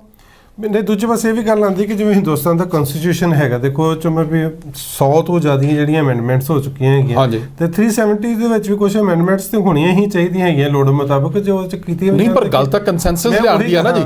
ਹੁਣ ਤੁਸੀਂ ਚਾਹੇ ਹੁਣ ਲੈਂਡ ਐਕੁਜੀਸ਼ਨ ਦੀ ਆਪਾਂ ਗੱਲ ਕੀਤੀ, ਹੁਣ ਕੋਈ ਵੀ ਚੀਜ਼ ਹੈ ਅਸੀਂ ਕਿਸੇ ਚੀਜ਼ ਨੂੰ ਕਿਸੇ ਨੈਗੇਟਿਵ ਤਰੀਕੇ ਨਾਲ ਥੋਪਾਂਗੇ, ਉਹ ਜਿਹੜੀ ਉਹ ਡੈਮੋਕ੍ਰੇਸੀ 'ਚ ਨਹੀਂ ਚੱਲਦਾ। ਤੁਸੀਂ ਅੱਜ ਕਿਸੇ ਨੂੰ ਆਪਣੇ ਨਾਲ ਰਲਾਉਣਾ ਹੈਗਾ, ਉਹਦੇ ਹੋਰ ਬੜੇ ਤਰੀਕੇ ਹੈਗੇ ਨੇ। ਤੁਸੀਂ ਅੱਜ ਡਿਵੈਲਪਮੈਂਟ ਦੀ ਟ੍ਰੈਜਡੀ ਦੇਖੋ ਉਸ ਬੈਲਟ ਦੀ, ਇਹ ਹੈਗੀ ਹੈ ਕਿ ਇਹਨਾਂ ਨੂੰ 65 ਸਾਲ ਲੱਗ ਗਏ ਸ਼੍ਰੀਨਗਰ ਨੂੰ ਦਿੱਲੀ ਨਾਲ ਜੋੜਦੇ ਆ ਟ੍ਰੇਨ ਦੇ ਰਾਹੀਂ। ਹੁਣ ਰੇਲ ਲਿੰਕ ਜਿਸ सोसाइटी को या कम्युनिटी को रेल लिंक अवेलेबल नहीं हैगा ਤੇ ਡਿਵੈਲਪਮੈਂਟ ਜਿਹੜੀ ਹੈ ਉਹਨਾਂ ਵਾਸਤੇ ਆਰਟੀਕਲ 370 ਕੀ ਹੈ ਤੇ ਦੂਜੇ ਕੀ ਗੱਲ ਕੀ ਹੈਗੀ ਉਹਨੂੰ ਇਮੋਸ਼ਨਲ ਬਣਾ ਕੇ ਇੱਕ ਇਸ਼ੂ ਜਿਹਾ ਬਣਾ ਕੇ ਇਲੈਕਸ਼ਨ ਦਾ ਮੁੱਦਾ ਬਣਾ ਕੇ ਚੀਜ਼ਾਂ ਨੂੰ ਜਿਹੜੀ ਹੈਗੀ ਆ ਵੀ ਉਹ ਵਾਰਿਆ ਜਾਂਦਾ ਹੈ। ਇਸ ਗੱਲ ਦਾ ਫਾਇਦਾ ਜੀ ਸੈਪਰੇਟਿਸਟ ਚੱਕ ਰਹੇ ਨੇ ਜਦੋਂ ਗੱਲ ਆਰਟੀਕਲ 370 ਦੀ ਆਂਦੀ ਹੈ ਉਦੋਂ ਹੀ ਉਹ ਕਹਿੰਦੇ ਨੇ ਦੇਖੋ ਜੀ ਇਹ ਸਾਡੇ ਦੁਸ਼ਮਣ ਨੇ ਤੇ ਤਾਂ ਇਹ ਗੱਲ ਕਰ ਰਹੇ ਨੇ। ਤੇ ਦੂਸਰੀ ਗੱਲ ਜਿਹੜੀ ਪੀਡੀਪੀ ਦੀ ਵੀ ਗੱਲ ਕਰਾਂਗੇ, ਪੀਡੀਪੀ ਵਾਲੇ ਹਮੇਸ਼ਾ ਜਿਹੜਾ ਉੱਥੇ ਮਤਲਬ ਸਪੈਸ਼ਲ ਆਰਮਡ ਫੋਰਸਿਸ ਐਕਟ ਜਿਹੜਾ ਸੀ ਉੱਥੇ ਜਿਹੜੀ ਪਾਵਰ ਜਿਹੜੀਆਂ ਦਿੱਤੀਆਂ ਹੋਈਆਂ ਸੀ ਆਰਮੀ ਨੂੰ ਵੀ ਉਹ ਕੀ ਸਪੈਸ਼ਲ ਪਾਵਰਸ ਹੈਗੀ ਹੈ ਜਿਹਦਾ ਪੀਡੀਪੀ ਕਹਿੰਦੀ ਹੈ ਵੀ ਇਹ ਵਾਪਸ ਹੋਣਾ ਚਾਹੀਦਾ ਕਾਨੂੰਨ, ਜਿਹਨੂੰ ਉਹ ਇੱਕ ਤਰ੍ਹਾਂ ਦਾ ਕਾਲਾ ਕਾਨੂੰਨ ਕਹਿੰਦੇ, ਜਿਵੇਂ ਟਾਡਾ ਕਾਨੂੰਨ ਜਿਵੇਂ ਪਹਿਲਾਂ ਲਾਗੂ ਹੋਇਆ ਸੀ ਬਾਅਦ 'ਚ ਉਹਨੂੰ ਜਿਹੜਾ ਵਾਪਸ ਕੀਤਾ ਗਿਆ। ਇਹ ਕਿੰਨਾ ਕੁ ਖਤਰਨਾਕ ਕਾਨੂੰਨ ਸਮਝਦੇ ਹੋ ਜਾਂ ਕਿੰਨੇ ਕੁ ਇਹਦੀ ਲੋੜ ਸਮਝਦੇ ਹੈਗੇ ਤੁਸੀਂ ਵੀ ਹੋਣੀ ਚਾਹੀਦੀ ਹੈ? ਦੇਖੋ ਸਤਿੰਦਰ ਜੀ, ਗੱਲ ਹੈਗੀ ਹੈ ਕਿ ਕਿਸੇ ਵੀ ਗੱਲ ਨੂੰ ਕ੍ਰਿਟਿਸਾਈਜ਼ ਕਰ ਲੈਣਾ ਜਾਂ ਚੈਲੰਜ ਕਰ ਲੈਣਾ ਬਹੁਤ ਸੌਖਾ ਹੁੰਦਾ। ਜੋ ਆਰਮਡ ਫੋਰਸਿਸ JNK ਦੇ ਵਿੱਚ ਕਰ ਰਹੀਆਂ ਨੇ ਉਹਨਾਂ ਵਾਸਤੇ ਕੋਈ ਸੌਖਾ ਕੰਮ ਨਹੀਂ ਹੈਗਾ। ਉਹ ਜਿਹੜੇ ਇੰਡੀਵਿਜੂਅਲ ਵਰਦੀ ਪਾ ਕੇ ਉੱਥੇ ਸਾਹਮਣੇ ਗੋਲੀ ਦਾ ਸਾਹਮਣਾ ਕਰਦੇ ਨੇ, ਉਹਨਾਂ ਨੂੰ ਪੁੱਛ ਕੇ ਦੇਖੋ ਜਾਂ ਉਹਨਾਂ ਦੀਆਂ ਫੈਮਲੀਆਂ ਨੂੰ ਪੁੱਛ ਕੇ ਦੇਖੇ ਕੋਈ ਵੀ ਉਹਨਾਂ ਦੇ ਵਾਸਤੇ ਕਿਸ ਭਾਅ ਵਿਕਦੀ ਹੈ। ਔਰ ਮੈਂ ਇੱਥੇ ਇਹ ਵੀ ਨਹੀਂ ਕਹੂੰਗਾ ਕਿ ਇਹ ਆਰਮਡ ਫੋਰਸਿਸ ਵੱਲੋਂ ਜਾਤੀਆਂ ਨਹੀਂ ਹੋਈਆਂ, ਇਹ ਹੋਈਆਂ ਨੇ, ਹੁੰਦੀਆਂ ਨੇ। ਔਰ ਇਹ ਲੇਕਿਨ ਜਿਹੜੀ ਪੋਲੀਟੀਕਲ ਪਾਰਟੀਆਂ ਹੈਗੀਆਂ ਨੇ, ਜਿਹੜੇ ਪੋਲੀਟੀਕਲ ਪਾਰਟੀਆਂ ਦਾ ਜੋ ਰੋਲ ਹੋਣਾ ਚਾਹੀਦਾ ਸੀਗਾ, ਉਹ ਰੋਲ ਜਿਹੜਾ ਆ ਉਹ ਪੋਲੀਟੀਕਲ ਪਾਰਟੀਆਂ ਆਪਣੇ ਲੈਵਲ ਤੇ ਸਭ ਫੇਲ ਹੋ ਗਈਆਂ। ਅਗਰ ਅਸੀਂ ਰੀਜਨਲ ਪਾਰਟੀਆਂ ਦੀ ਗੱਲ ਕਰੀਏ ਤੇ ਨੈਸ਼ਨਲ ਕਾਨਫਰੰਸ ਵੀ ਫੇਲ ਹੋਈ ਆ। ਜੇ PDP ਅੱਜ ਆਪਣੇ ਆਪ ਨੂੰ ਕਹਿੰਦੀ ਹੈ ਕਿ ਅਸੀਂ ਬਹੁਤ ਜੀ ਅਸੀਂ ਦੁਨੀਆ ਦੇ ਵੈਲਵਿਸ਼ਰ ਹੈਗੇ ਆ, ਇਹ ਅੱਜ ਤੋਂ 10 ਸਾਲ ਪਹਿਲਾਂ 15 ਸਾਲ ਪਹਿਲਾਂ ਇਹ ਵੀ ਸੀਗੇ, ਉਦੋਂ ਇਹਨਾਂ ਨੇ ਕੀ ਤੀਰ ਮਾਰ ਲਿਆ। ਇੰਨਾ ਹੀ ਨੌਨਸੈਂਸ ਉਦੋਂ ਸੀਗੀ ਜਿੰਨੀ ਹੁਣ ਹੈਗੀ ਹੈ। ਕੁਝ ਲੋਕਾਂ ਦੀ ਤਕਦੀਰ ਬਦਲੀ ਨਹੀਂ ਹੈਗੀ। ਗੱਲ ਤੇ ਇਹ ਹੈਗੀ ਕਿ ਸਿਰਫ ਇਹਨਾਂ ਨੇ ਆਪਣੇ ਇੱਕ ਢੋਂਗ ਰਚਿਆ ਹੋਇਆ, ਜਦੋਂ ਜਿਹੜੀ ਜਨਤਾ ਹੈਗੀ ਆ ਉਹ ਜਦੋਂ ਇੱਕ ਪਾਰਟੀ ਨੂੰ ਪਿਛਲੇ 5 ਜਾਂ 10 ਸਾਲਾਂ ਤੋਂ ਦੇਖ ਲੈਂਦੀ ਹੈ, ਉਦੋਂ ਤੋਂ ਪਰੇਸ਼ਾਨ ਹੋ ਜਾਂਦੀ ਹੈ, ਉਦੋਂ ਮੂੰਹ ਚੱਕ ਕੇ ਦੂਜੇ ਪਾਸੇ ਚਲੇ ਜਾਂਦੇ। ਪਰ ਅਗਰ ਤੁਸੀਂ ਇਨਫੈਕਟ ਦੇਖ ਲਓ ਤੇ ਅਗੇਨ ਰੀਜਨ ਦੇ ਵਿੱਚ ਵੀ ਅਗਰ ਆਪਾਂ ਸਿਰਫ ਰੀਜਨ ਸਪੈਸੀਫਿਕ ਗੱਲ ਕਰ ਲਈਏ ਤੇ ਕੋਈ ਪਾਰਟੀ ਐਸੀ ਨਹੀਂ ਹੈਗੀ ਜਿਹਨੇ JNK ਦੇ ਨਾਲ ਇਨਸਾਫ ਕੀਤਾ। ਉੱਥੇ ਦੀ ਤੁਸੀਂ ਡਿਵੈਲਪਮੈਂਟ ਦੇਖ ਲਓ, ਰੋਡਸ ਦੇਖ ਲਓ, ਬਾਰਡਰ ਏਰੀਆ ਹੋਣ ਦੇ ਨਾਤੇ ਔਰ ਇੰਨਾ ਸੈਂਸਿਟਿਵ ਏਰੀਆ ਔਰ ਸੈਂਸਿਟਿਵ ਰੀਜਨ ਹੋਣ ਦੇ ਨਾਤੇ, ਜਿੱਧਰ ਕਿ ਇੱਕ ਪਾਸੇ ਇੱਕ ਹੋਸਟਾਈਲ ਪਾਕਿਸਤਾਨ ਬੈਠਾ ਹੈ, ਦੂਜੇ ਪਾਸੇ ਹੋਸਟਾਈਲ ਚਾਈਨਾ ਬੈਠਾ ਹੈ, ਤੁਸੀਂ ਉਸ ਜਿਹੜੀ ਸਟੇਟ ਦੇ ਲੋਕ ਨੇ ਉਹਨਾਂ ਵੱਲ ਤੁਹਾਡਾ ਫੋਕਸ ਹੀ ਨਹੀਂ, ਧਿਆਨ ਹੀ ਨਹੀਂ ਹੈਗਾ। ਤੁਸੀਂ, ਮੈਂ ਪਹਿਲਾਂ ਵੀ ਜ਼ਿਕਰ ਕੀਤਾ ਵੀ 65 ਸਾਲ ਤੁਹਾਨੂੰ ਲੱਗ ਗਏ ਇੱਕ ਲਿੰਕ ਬਣਾਉਂਦਿਆਂ ਹੋਇਆ ਫਰੋਮ ਸ਼੍ਰੀਨਗਰ ਟੂ ਦਿੱਲੀ। ਸੋ ਤੁਹਾਨੂੰ ਇਹ ਪੋਲੀਟੀਕਲ ਪਾਰਟੀਆਂ ਨੂੰ ਸ਼ਰਮ ਨਾਲ ਡੁੱਬ ਮਰਨਾ ਚਾਹੀਦਾ। ਹੁਣ ਗੱਲ ਜਿਹੜੀ ਆ ਉਹ special powers, arms special powers ਜਿਹੜੀਆਂ ਆਰਮੀ ਨੂੰ ਜਾਂ ਡਿਫੈਂਸ ਫੋਰਸਿਸ ਨੂੰ ਦਿੱਤੀਆਂ, ਉਹਦੀ ਜਿਹੜੀ ਆਪਾਂ ਗੱਲ ਕਰ ਰਹੇ ਸੀਗੇ, ਅਗਰ ਇਹ ਪਾਵਰਸ ਉਹਨਾਂ ਕੋਲ ਨਾ ਹੋਣ, ਉਹ ਕਿਸੇ ਪਿੰਡ ਨੂੰ ਘੇਰ ਕੇ ਅਗਰ ਐਨਕਾਊਂਟਰ ਕਰਨ ਦੀ ਲੋੜ ਹੈਗੀ ਆ, ਉਹਨਾਂ ਨੂੰ ਕਿਸੇ ਕੋਲੋਂ ਅਥਾਰਟੀ ਸਿਗਨੇਚਰ ਕਰੇ ਉਹਦੀ ਲੋੜ ਨਹੀਂ ਪੈਂਦੀ। ਅਗਰ ਅਸੀਂ ਥੋੜਾ ਜਿਹਾ ਇਸ ਤੋਂ ਪਿੱਛੇ ਜਾਈਏ, ਈਵਨ ਜਦੋਂ ਕਿਤੇ ਵੀ ਇੰਡੀਆ ਦੇ ਵਿੱਚ ਅਸੀਂ ਦੇਖਿਆ ਹੋਵੇਗਾ ਵੀ ਦੰਗੇ ਹੁੰਦੇ ਸੀਗੇ ਜਾਂ ਗੋਲੀ ਚਲਾਉਣ ਦਾ ਜਦੋਂ ਆਰਡਰ ਦਿੱਤਾ ਜਾਂਦਾ ਹੈ ਤੇ ਮੈਜਿਸਟ੍ਰੇਟ ਸਾਈਨ ਕਰਦਾ ਸੀ, ਮੌਕੇ ਤੇ ਮੈਜਿਸਟ੍ਰੇਟ ਹੁੰਦਾ ਸੀਗਾ। ਉਹ ਜਿਹੜੇ ਆਰਮੀ ਆਫੀਸਰਸ ਜਾਂ ਅਗਰ BSF ਡਿਪਲੋਇਡ ਹੈ ਜਾਂ ਪੈਰਾਮਿਲਟਰੀ ਫੋਰਸਿਸ ਹੋਰ ਡਿਪਲੋਇਡ ਨੇ, ਉਹਨਾਂ ਨੂੰ ਉਹ ਉੱਥੇ ਰਿਟਨ ਆਰਡਰ ਦਿੰਦਾ ਸੀ ਤਾਂ ਫਾਇਰ ਓਪਨ ਹੁੰਦਾ ਸੀਗਾ, ਅਦਰਵਾਈਜ਼ ਨਹੀਂ ਸੀ ਹੁੰਦਾ। ਲੇਕਿਨ ਹੁਣ ਸ਼੍ਰੀਨਗਰ ਦੇ ਕਨਸੈਪਟ ਦੇ ਵਿੱਚ ਅਗਰ ਆਪਾਂ ਦੇਖੀਏ ਜਾਂ JNK ਐਜ਼ ਅ ਹੋਲ ਦੇ ਕਨਸੈਪਟ 'ਚ ਦੇਖੀਏ, ਤੇ ਅਗਰ ਮੰਨ ਲਓ ਸਾਹਮਣੇ ਵਾਲੇ ਪਾਸਿਓਂ ਇੱਕ ਵੈਲ ਟ੍ਰੇਨਡ ਇੱਕ 10 ਜਣਿਆਂ ਦਾ 15 ਜਣਿਆਂ ਦਾ ਗਰੁੱਪ ਤੁਹਾਡੀ ਆਰਮੀ ਦੀ ਯੂਨਿਟ ਨੂੰ ਚੈਲੰਜ ਕਰ ਰਿਹਾ ਹੈ, ਜਾਂ ਉਹ ਥੋੜਾ ਜਾਓਗੇ, ਉਹ ਜਾ ਕੇ ਮੈਜਿਸਟ੍ਰੇਟ ਨੂੰ ਥੋੜੀ ਕਹੇਗਾ ਜਾਂ ਜਰਾ ਸਾਈਨ ਕਰੀ ਜੀ ਮੈਂ ਗੋਲੀ ਚਲਾਵਾਂ ਕਿ ਨਾ ਚਲਾਵਾਂ, ਜਾਂ ਮੈਨੂੰ ਤੁਸੀਂ ਕਹੋਗੇ ਤੇ ਮੈਂ ਚਲਾਣਾ ਨਹੀਂ ਤੇ ਕੋਈ ਨਹੀਂ, ਅਸੀਂ ਮਰਨ ਨੂੰ ਤਿਆਰ ਬੈਠੇ ਆ। ਇਸ ਕਰਕੇ ਜੋ ਆਰਮੀ ਨੂੰ ਜਾਂ ਡਿਫੈਂਸ ਫੋਰਸਿਸ ਨੂੰ ਜੋ ਪਾਵਰ ਦਿੱਤੀ ਗਈ ਹੈ, ਇਟ ਵਾਸ ਰਿਕੁਆਇਰਡ। ਜੋ ਜਿਸ ਪਰ ਉਹਦਾ ਗੱਲ ਆਂਦੀ ਹੈ ਕਿ ਉਹਦੇ ਮਿਸਯੂਜ਼ ਦੀ, ਪਰ ਦੂਸਰੇ ਪਾਸੇ ਇਹ ਵੀ ਗੱਲ ਆਂਦੀ ਕਿਵੇਂ ਡਿਸਕਸ਼ਨ ਦੇ ਵਿੱਚ ਨਿਕਲਦਾ, ਕਹਿੰਦਾ ਕਿ ਮਿਸਯੂਜ਼ ਤੇ ਹਰ ਕਾਨੂੰਨ ਦਾ ਹੁੰਦਾ। ਜਿਵੇਂ ਮੰਨ ਲਓ ਦਹੇਜ ਦਾ ਕਾਨੂੰਨ ਬਣਿਆ ਹੈਗਾ, ਪਰ ਆਪਾਂ ਵੀ ਇਹ ਪਿੰਡਾਂ ਦੇ ਵਿੱਚ ਰਹਿੰਦੇ ਆ ਜਾਂ ਆਲੇ ਦੁਆਲੇ ਗੱਲਾਂ ਵੀ ਸੁਣਦੇ ਹੈਗੇ ਆ ਕਿ ਦਹੇਜ ਦੇ ਕਾਨੂੰਨ ਦਾ ਆਸਰਾ ਲੈ ਕੇ ਕਿੰਨੀਆਂ ਕੁੜੀਆਂ ਜਿਹੜੀਆਂ ਔਰਤਾਂ ਜਿਹੜੀਆਂ ਹੈਗੀਆਂ ਆਪਣੇ ਸਹੁਰਿਆਂ ਦੇ ਵੀ ਅਤਿਆਚਾਰ ਕਰਦੀਆਂ ਹੈਗੀਆਂ। ਠੀਕ ਹੈ, ਤੇ ਉਹ ਠੀਕ ਹੈ, ਲੋਕ ਕੁੜੀਆਂ ਦੀ ਡਿਫੈਂਸ ਵਾਸਤੇ ਠੀਕ ਹੈ, ਪਰ ਇਸੇ ਤਰ੍ਹਾਂ ਜਿਵੇਂ SC ST ਐਕਟ ਬਣਿਆ ਹੈਗਾ, ਉਹਦਾ ਮਿਸਯੂਜ਼ ਵੀ ਬਹੁਤ ਹੁੰਦਾ। ਲੋਕ ਕਹਿੰਦੇ ਜੀ ਮੈਨੂੰ ਫਲਾਣੀ ਗੱਲ ਕਹਿ ਦਿੱਤੀ, ਮੇਰੀ ਜਾਤੀ ਦੇ ਅਗੇਂਸਟ ਕਹਿ ਦਿੱਤੀ, ਉਹਦਾ ਮਿਸਯੂਜ਼ ਵੀ ਹੁੰਦਾ ਹੈ। ਗੱਲ ਤੇ ਡਿਪੈਂਡ ਕਰਦੀ ਕਿ ਜਿਹਦੇ ਹੱਥ ਕਾਨੂੰਨ ਦਾ ਉਹਨੇ ਵਰਤੋਂ ਕਰਨੀ, ਉਹ ਕਿਸ ਤਰ੍ਹਾਂ ਕਰਦਾ ਹੈਗਾ। ਤੇ ਜਾਂ ਜੋ ਕੋਈ ਜਾਤੀਆਂ ਹੁੰਦੀਆਂ, ਮੇਰੇ ਕੋਲ ਬਹੁਤ ਸਾਰੀਆਂ ਆਰਮੀ ਦੇ ਬੜੀ ਮੈਨੂੰ ਲੱਗਦਾ ਕਿ ਕਹਿ ਲਓ ਕਿ ਇੱਕ ਸਪਸ਼ਟਤਾ ਦੇ ਨਾਲ ਜਿਹੜੇ ਹੈਗੇ ਉਹਨਾਂ ਨੇ ਐਕਸ਼ਨ ਵੀ ਲੈ ਕੇ ਆਈ ਇਦਾਂ ਜਿਵੇਂ। ਸਤਵਿੰਦਰ ਜੀ, ਪ੍ਰੋਬਲਮ ਸਾਡੇ ਮੁਲਕ ਦੀ ਸਿਰਫ ਇਹੀ ਹੈਗੀ ਹੈ ਕਿ ਜਦੋਂ ਕਲਪਨਾ ਚਾਵਲਾ ਅਮਰੀਕਾ 'ਚ ਮਰਦੀ ਹੈ ਤੇ ਸਾਰਾ ਹਿੰਦੁਸਤਾਨ ਜਿਹੜਾ ਆ ਔਰ ਸਾਰੇ TV ਚੈਨਲ ਜਿਹੜੇ ਨੇ ਉਹਨਾਂ ਦੀਆਂ ਫੋਟੋਆਂ ਦਿਖਾ ਕੇ ਉਹਨਾਂ ਦੇ ਛੋਲੇ ਗਾਉਂਦੇ ਆ, ਉਹਨਾਂ ਦੇ ਗਾਣੇ ਗਾਉਂਦੇ ਆ। ਲੇਕਿਨ ਜਦੋਂ ਸਾਡਾ ਜੋ ਫੌਜੀ ਹੈ, ਅਫਸਰ ਹੈ, ਮੰਨ ਲਓ ਕੋਈ ਪਾਇਲਟ ਹੈ, ਉਹ ਅਗਰ 에ਅਰਕ੍ਰਾਫਟ ਫਲਾਈ ਕਰਦਾ, ਅਗਰ ਉਹਦਾ 에ਅਰਕ੍ਰਾਫਟ ਕ੍ਰੈਸ਼ ਕਰ ਜਾਂਦਾ ਤੇ ਕਿਸੇ ਨੂੰ ਪਤਾ ਵੀ ਨਹੀਂ ਹੁੰਦਾ ਵੀ ਆਦਮਪੁਰ 에ਅਰਬੇਸ ਤੋਂ MiG-23 ਫਲਾਈ ਕੀਤਾ ਸੀ ਜਾਂ 21 ਫਲਾਈ ਕੀਤਾ ਸੀਗਾ ਤੇ ਫਲਾਣੇ ਨਾਲ ਡਿੱਗ ਗਿਆ ਔਰ ਕ੍ਰੈਸ਼ ਕਰ ਗਿਆ। ਉਹਨਾਂ ਵਾਸਤੇ ਰੂਟੀਨ ਦੀਆਂ ਗੱਲਾਂ ਨੇ। ਤੇ ਕਲਪਨਾ ਚਾਵਲਾ ਤੁਹਾਡੇ ਵਾਸਤੇ ਕਿਉਂ ਇੰਪੋਰਟੈਂਟ ਹੈ? Why not that pilot who is fighting for you, ਜਿਹੜਾ ਆਪਣੀ ਜ਼ਿੰਦਗੀ ਆਪਣੀ ਜਾਨ ਤੁਹਾਡੇ ਮੁਲਕ ਦੇ ਲੇਖੇ ਲਾ ਰਿਹਾ, ਉਹਦੇ ਵਾਸਤੇ ਤੁਹਾਡੇ ਕੋਲ ਟਾਈਮ ਨਹੀਂ ਹੈ। ਕਲਪਨਾ ਚਾਵਲਾ ਨੂੰ ਤੁਸੀਂ ਰੋਣ ਨੂੰ ਤਿਆਰ ਹੋ। ਸੋ ਜਿਸ ਮੁਲਕ ਦੇ ਵਿੱਚ ਇਹੋ ਜਿਹੇ ਡਬਲ ਸਟੈਂਡਰਡਸ ਹੋਣ, ਮੈਂ ਇਹ ਨਹੀਂ ਕਹਿ ਰਿਹਾ ਕਿ ਕਲਪਨਾ ਚਾਵਲਾ ਇੱਕ ਇੰਪੋਰਟੈਂਟ ਪਰਸਨੈਲਿਟੀ ਨਹੀਂ ਸੀ ਜਾਂ ਉਹਦੀ ਸੁਸਾਇਟੀ ਨੂੰ ਕੰਟਰੀਬਿਊਸ਼ਨ ਨਹੀਂ ਹੈ। ਮੈਂ ਗੱਲ ਐਜ਼ ਅ ਨੇਸ਼ਨ ਕਰ ਰਿਹਾ। ਹਰ ਬੰਦੇ ਦੀ ਆਪਣੀ ਇੰਪੋਰਟੈਂਸ ਆ, ਕਿਉਂਕਿ ਜਾਨ ਤਾਂ ਦੇਖੋ ਇੱਕ ਹੀ ਹੈਗੀ, ਭਾਵੇਂ ਉਹ ਸਿਪਾਹੀ ਦੀ ਹੋਵੇ। ਹਾਲਾਂਕਿ ਕਈ ਵਾਰੀ ਜਦੋਂ ਪੁਲਿਸ ਦੀ ਗੱਲ ਆਉਂਦੀ ਹੈਗੀ ਤੇ ਮੇਰੇ ਹਿਸਾਬ ਨਾਲ ਜਿਹੜੇ ਪੁਲਿਸ ਵਾਲੇ ਦੀ ਜਿਹੜੀ ਨੌਕਰੀ ਜ਼ਿਆਦਾ ਟਫ ਹੈ ਆਰਮੀ ਵਾਲੇ ਤੋਂ, ਤੇ ਉਹਦਾ ਕਾਰਨ ਇਹ ਹੈਗਾ ਕਿ ਆਰਮੀ ਦਾ ਤਾਂ ਦੁਸ਼ਮਣ ਫਿਰ ਵੀ ਕਹ ਲਓ ਕਿ ਪਤਾ ਹੁੰਦਾ ਵੀ ਆਹ ਮੇਰਾ ਦੁਸ਼ਮਣ ਹੈਗਾ, ਤਾਂ ਉਹਦਾ ਤਿਆਰੀ ਕਰਕੇ ਟੈਂਕ ਤੋਂ ਭਾਂਜੇ ਉਹ ਸਾਰਾ ਕੁਝ ਉਹਦੇ ਕੋਲ ਮਤਲਬ ਬੈਕਅਪ ਹੁੰਦਾ। ਆਰਮੀ ਜਿਹੜਾ ਪੁਲਿਸ ਵਾਲਾ ਹੈਗਾ ਤਾਂ ਉਹਨੂੰ ਇਹ ਵੀ ਨਹੀਂ ਪਤਾ ਜਿਹੜੀ ਗੱਡੀ ਨੂੰ ਮੈਂ ਰੋਕਿਆ ਹੈਗਾ ਵੀ ਇਹਦੇ 'ਚ ਕੋਈ ਕ੍ਰਿਮੀਨਲ ਨਿਕਲ ਕੇ ਉਸ 'ਤੇ ਗੋਲੀ ਜਿਹੜੀ ਹੈਗੀ ਹੈ ਚਲਾ ਸਕਦਾ ਹੈ। ਸਰ ਦੇਖੋ, ਡਿਫੈਂਸ ਫੋਰਸਿਸ ਦੀ ਮਾੜੀ ਹਾਲਤ ਦਾ ਇਹ ਇੱਕ ਹੋਰ ਮੈਂ ਐਗਜ਼ਾਮਪਲ ਦੱਸਾਂ ਕਿ ਨਰਿੰਦਰ ਮੋਦੀ ਜਦੋਂ ਚੀਫ ਮਿਨਿਸਟਰ ਸੀਗੇ ਗੁਜਰਾਤ ਦੇ ਤੇ ਉਹਨਾਂ ਨੇ ਸਿੱਟ ਦਾ ਹੈੱਡ ਸੀਗਾ ਜਿਹੜਾ ਬੰਬੇ ਆਪਰੇਸ਼ਨ ਦੇ ਵਿੱਚ ਕਾਮਤੇ ਔਰ ਬਾਕੀ ਜਿਹੜੇ ਉਹਨਾਂ ਦੇ 3 ਜਿਹੜੇ ਆਫੀਸਰਸ ਨੇ ਉਹਨਾਂ ਦੀ ਡੈਥ ਹੋਈ ਉਸ ਜਦੋਂ ਪਾਕਿਸਤਾਨ ਤੋਂ ਘੁਸਪੈਠ ਹੋਈ ਐਨਕਾਊਂਟਰ ਦੇ ਵਿੱਚੋਂ ਮਾਰੇ ਗਏ।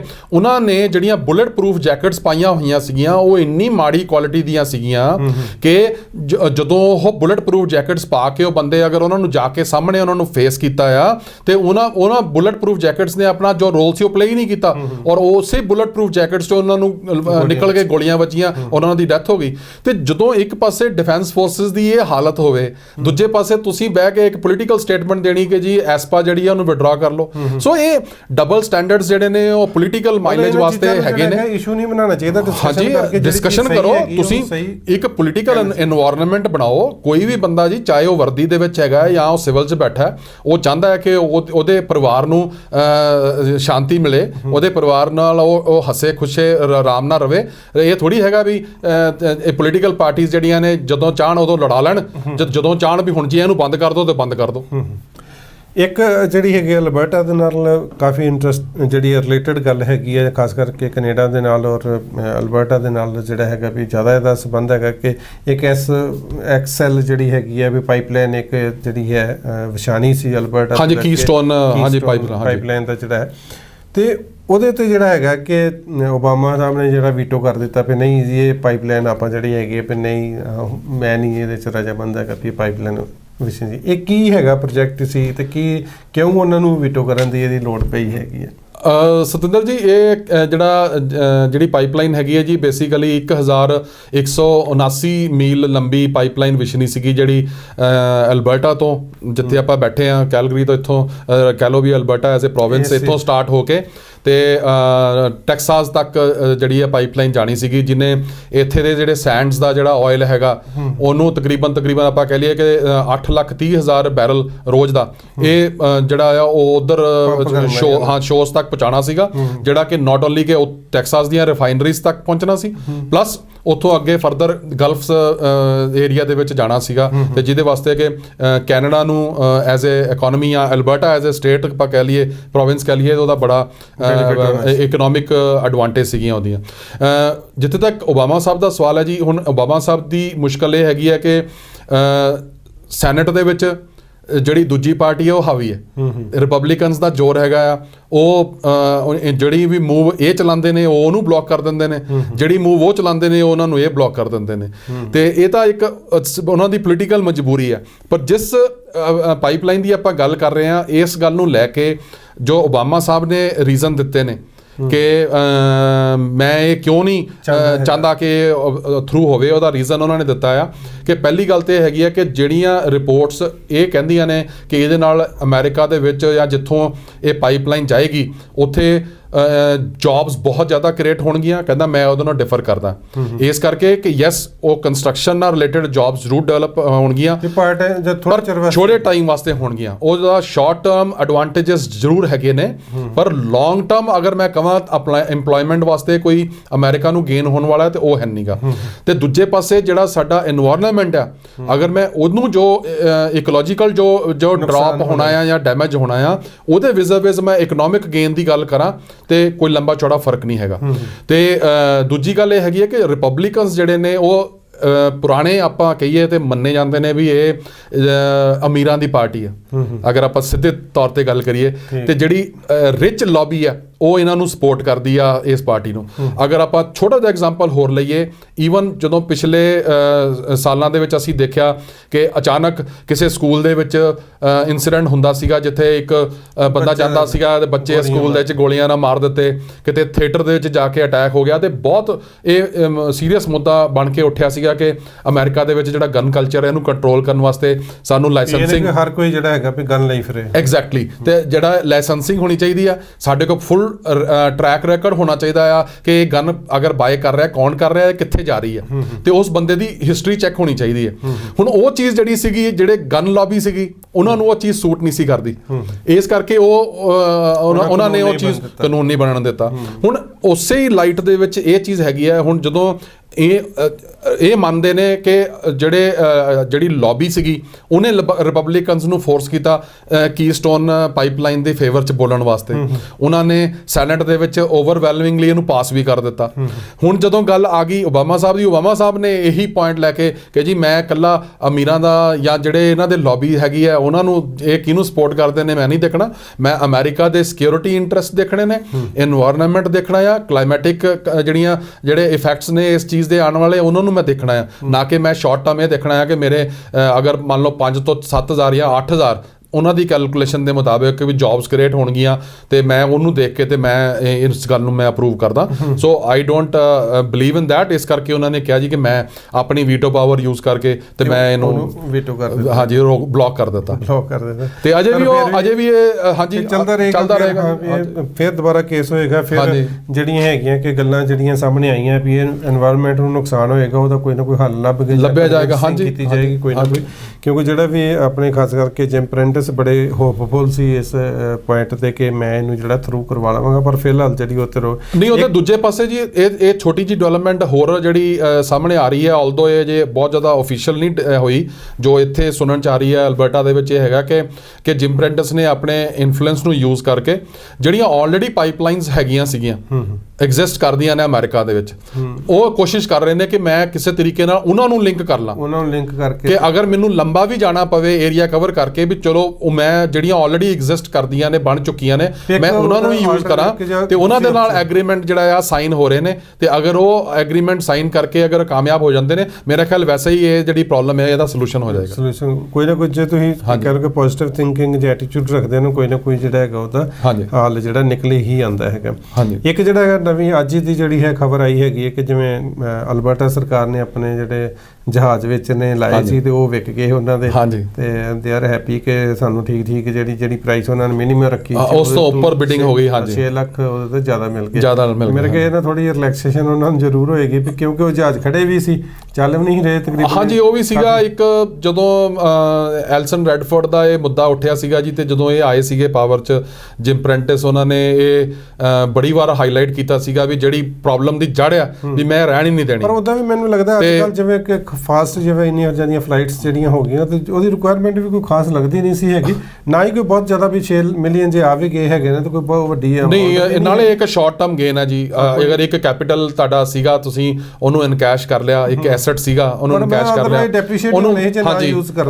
ਉਹਨੂੰ ਫਲੀਟ ਨੂੰ ਮੇਨਟੇਨ ਕਰਨਾ, ਉਸ ਤੋਂ ਬਾਅਦ ਫਿਰ ਇਹ ਮੁੱਦਾ ਜਿਹੜਾ ਆ ਇਹ ਨਹੀਂ ਕਹਿ ਸਕਦੇ ਕਿ ਕੋਈ ਗਲਤ ਡਿਸੀਜਨ ਸੀ, ਵੇਚ ਦਿੱਤੇ ਤੇ ਠੀਕ ਕੀਤਾ ਜੀ, ਬਿਲਕੁਲ ਠੀਕ ਕੀਤਾ ਕਿਉਂਕਿ ਅਲਟੀਮੇਟਲੀ ਮੈਂ ਕਹਾਂਗਾ ਕਿ ਚਿੱਟਾ ਹਾਥੀ ਸੀਗਾ ਤੇ ਛੋ ਹੈ ਕਿ they have Gat ਰਿਡ of it ਤੇ ਵਧੀਆ ਕੀਤਾ ਹੈਗਾ। ਇੱਕ ਜਿਹੜਾ ਹੈਗਾ ਕਿ ਆਪਣੇ ਇਸ ਦੋ ਹਲਕਿਆਂ ਦੇ ਵਿੱਚ ਕੈਲਗਰੀ ਮੈਕੌਲ ਤੇ ਕੈਲਗਰੀ ਜਿਹੜਾ ਕ੍ਰਾਸ ਦੇ ਵਿੱਚ ਜਿਹੜਾ ਹੈ ਨੋਮੀਨੇਸ਼ਨ ਦਾ ਪ੍ਰੋਸੈਸ ਚੱਲ ਰਿਹਾ ਸੀ, ਉਹ ਵੀ ਥੋੜੇ ਜਿਹਾ ਠੰਡੇ ਬਸਤੇ ਪੈ ਗਿਆ ਕਿਉਂਕਿ ਹਾਲਾਂਕਿ ਕੈਲਗਰੀ ਕ੍ਰਾਸ ਦੀ ਜਿਹੜੀ ਹੈਗੀ ਉਹਨਾਂ ਨੇ 21 ਮਾਰਚ ਦੀ ਡੇਟ ਰੱਖੀ ਹੈ। ਪਰ ਤੁਹਾਨੂੰ ਕੀ ਲੱਗਦਾ ਹੈਗਾ ਕਿ ਸਿਰੇ ਚੜ੍ਹੇਗੀ ਨੋਮੀਨੇਸ਼ਨ ਜਾਂ ਕੋਈ ਹੋਰ ਡਿਵੈਲਪਮੈਂਟ ਹੋਣ ਦੀਆਂ ਜਿਹੜੀਆਂ ਇਹਦੇ 'ਚ ਸੰਭਾਵਨਾ ਬਣੀ? ਨਹੀਂ ਸਤਿੰਦਰ ਜੀ, ਜਿਹੜੀਆਂ ਸੰਭਾਵਨਾ ਨੇ ਉਹ ਹੋਰ ਡਿਵੈਲਪਮੈਂਟ ਹੋਣ ਵਾਲੀਆਂ ਜ਼ਿਆਦਾ ਬਣੀਆਂ ਹੋਈਆਂ ਨੇ ਕਿਉਂਕਿ ਅਗਰ ਜਿਹੜੀ ਪੀਸੀ ਪਾਰਟੀ ਹੈ ਅਗਰ ਉਹਨਾਂ ਦੀ ਥਿੰਕਿੰਗ ਇਹੀ ਰਹਿਣੀ ਕਿ ਜੀ ਅਸੀਂ ਫੇਅਰ ਇਲੈਕਸ਼ਨਸ ਜਿਹੜੀਆਂ ਨੇ ਕਰਾਉਣੀਆਂ ਨੇ ਜਾਂ ਇਹਨਾਂ ਹੀ ਬੰਦਿਆਂ ਨੂੰ ਸਾਹਮਣੇ ਲਿਆਉਣਾ ਹੈ ਤੇ ਫਿਰ ਮੇਰਾ ਖਿਆਲ ਹੈ ਕਿ ਹੁਣ ਵੀ ਪੋਸਟਪੋਨ ਨਹੀਂ ਸੀ ਹੋਣੀਆਂ ਚਾਹੀਦੀਆਂ। ਅਗਰ ਉਹਨਾਂ ਨੇ ਇਹ ਸੋਚਿਆ ਆ ਕਿ ਚੇਂਜ ਲਿਆਈਏ, ਜ਼ਿਆਦਾ ਖਲਾਰਾ ਪੈ ਗਿਆ ਜਾਂ ਮਡ ਸਲਿੰਗਿੰਗ ਜ਼ਿਆਦਾ ਹੋਈ ਆ, ਔਰ ਮੈਂ ਤਾਂ ਇਹ ਵੀ ਕਹਾਂਗਾ ਕਿ ਮੇਬੀ ਕਿ ਇੰਟਰਨਲ ਅਸੈਸਮੈਂਟ ਇਹ ਕੀਤੀ ਗਈ ਹੈ ਕਿ ਜਿੰਨੇ ਵੀ ਕੈਂਡੀਡੇਟ ਖੜੇ ਹੋਏ ਨੇ they are not worth it, ਵੀ ਅਗਰ ਉਹ ਕਮਿਊਨਿਟੀ ਦੇ ਵਿੱਚ ਅਗਰ ਆਪਾਂ ਦੇਖੀਏ ਤੇ ਇੱਕ ਇਹ ਨਹੀਂ ਕੋਈ ਵੱਡੀ ਕੋਈ ਫਿਗਰ ਆ ਗਈ ਸਾਹਮਣੇ, ਹਾਂਜੀ ਕੋਈ ਐਸੀ ਪਰਸਨੈਲਿਟੀ ਆ ਗਈ ਹੋਏ ਕਿ ਜਿਹਨੂੰ ਕਿ ਉਹ ਵੀ ਕਹਿਣ ਵੀ ਹਾਂਜੀ ਅਗਰ ਸਾਡੇ ਨਾਲ ਜੁੜਦਾ ਹੈ ਤੇ ਵੈਰੀ ਗੁੱਡ, ਹੋ ਸਕਦਾ ਉਹਨਾਂ ਦੀ ਵੀ ਇੰਟਰਨਲ ਕੈਲਕੂਲੇਸ਼ਨ ਸਿਰਫ ਇਹੀ ਹੈਗਾ ਕਿ ਜੇ ਇੱਕ ਡੈਮੋਕ੍ਰੈਟਿਕ ਰਾਈਟ ਤੁਹਾਡਾ ਹੈਗਾ ਕਿ ਤੁਸੀਂ ਮੈਂਬਰ ਹੈਗੇ ਤੁਸੀਂ ਖੜੇ ਹੋ ਸਕਦੇ ਆ ਕਿ ਉਹਨੂੰ ਯੂਜ਼ ਕਰਕੇ। ਹਾਂਜੀ, ਤੇ ਉਹਨਾਂ ਨੇ ਵੀ ਅਗਰ ਇਸ ਚੀਜ਼ ਨੂੰ ਦੇਖ ਕੇ ਉਹਨਾਂ ਨੇ ਕੋਈ ਫੈਸਲਾ ਲਿੱਤਾ ਹੈ ਤੇ ਡੈਫੀਨਿਟਲੀ ਜੀ ਕੋਈ ਨਾ ਕੋਈ ਆਉਣ ਵਾਲੇ ਟਾਈਮ ਦੇ ਵਿੱਚ ਚੇਂਜ ਨਜ਼ਰ ਆਏਗੀ। ਪਰ ਐਜ਼ ਅ ਕਮਿਊਨਿਟੀ ਮੈਨੂੰ ਲੱਗਦਾ ਕਿ ਜ਼ਿਆਦਾ ਕੁੱਕੜ ਖੇ ਵਾਲਾ ਹੀ ਕੰਮ ਹੋਇਆ ਸੀ। ਹਾਂ ਨਹੀਂ ਮੈਂ ਵੀ ਬਹੁਤ ਜ਼ਿਆਦਾ ਹਾਂਜੀ ਟ੍ਰੈਂਡ ਨਹੀਂ ਰਿਹਾ, ਨਹੀਂ ਮੈਂ ਇਹਨੂੰ ਕੋਈ ਸਿਆਣੀ ਗੱਲ ਨਹੀਂ ਸਮਝਦਾ ਜੀ। ਮੈਂ ਤੇ ਉਲਟਾ ਪਿਛਲੇ ਵੀ ਪ੍ਰੋਗਰਾਮਾਂ ਦੇ ਵਿੱਚ ਆਪਾਂ ਇਹੀ ਗੱਲ ਕੀਤੀ ਹੈ ਕਿ ਇੱਕ ਜਿਹੜੇ ਕਮਿਊਨਿਟੀ ਦੇ ਮੁਹਤਬਰ ਲੋਕ ਹੈਗੇ ਜੀ ਉਹਨਾਂ ਨੂੰ ਬੈਠ ਕੇ ਇੱਕ ਕੰਸੈਂਸਸ ਬਣਾ ਕੇ ਇੱਕ ਸਟ੍ਰੈਟਜੀ ਜਿਹੜੀ ਆ ਉਹ ਬਣਨੀ ਚਾਹੀਦੀ ਆ। ਸਾਰੇ ਦੇਖੋ ਕਿਸੇ ਵੀ ਕੋਈ ਕਮਿਊਨਿਟੀ ਆ, ਤੁਸੀਂ ਆਪਾਂ ਐਗਜ਼ਾਮਪਲ ਜਿਹੜੇ ਨੇ ਉਹ ਲਓ ਤੇ ਚੰਗਿਆਂ ਤੋਂ ਲਓ। ਹੁਣ ਇਜ਼ਰਾਈਲ ਦੀ ਆਪਾਂ ਐਗਜ਼ਾਮਪਲ ਲੈ ਲਈਏ ਤੇ ਜਿਊਜ਼ ਨੇ, ਉਹ ਜਿੱਥੇ ਵੀ ਹੈਗੇ ਨੇ ਉਹਨਾਂ ਦੀ ਆਵਾਜ਼ ਇੱਕ ਹੁੰਦੀ ਹੈ, ਠੀਕ ਹੈ, ਉਹਨਾਂ ਦੇ ਆਪਸ 'ਚ ਲੱਖ ਡਿਫਰੈਂਸਿਸ ਹੋਣਗੇ ਪਰ ਉਹਨਾਂ ਦੇ ਘਰ ਦੇ ਵਿੱਚ ਹੁੰਦੇ ਆ। ਤੁਹਾਨੂੰ ਕਦੀ ਇਹ ਨਹੀਂ ਨਜ਼ਰ ਆਏਗਾ ਵੀ ਜਿਊ ਜਿਹੜਾ ਆ ਉਹ ਇੱਕ ਐ ਨੂੰ ਦੇਖ ਰਿਹਾ ਤੇ ਦੂਜਾ ਉਹਨੂੰ ਦੇਖ ਰਿਹਾ।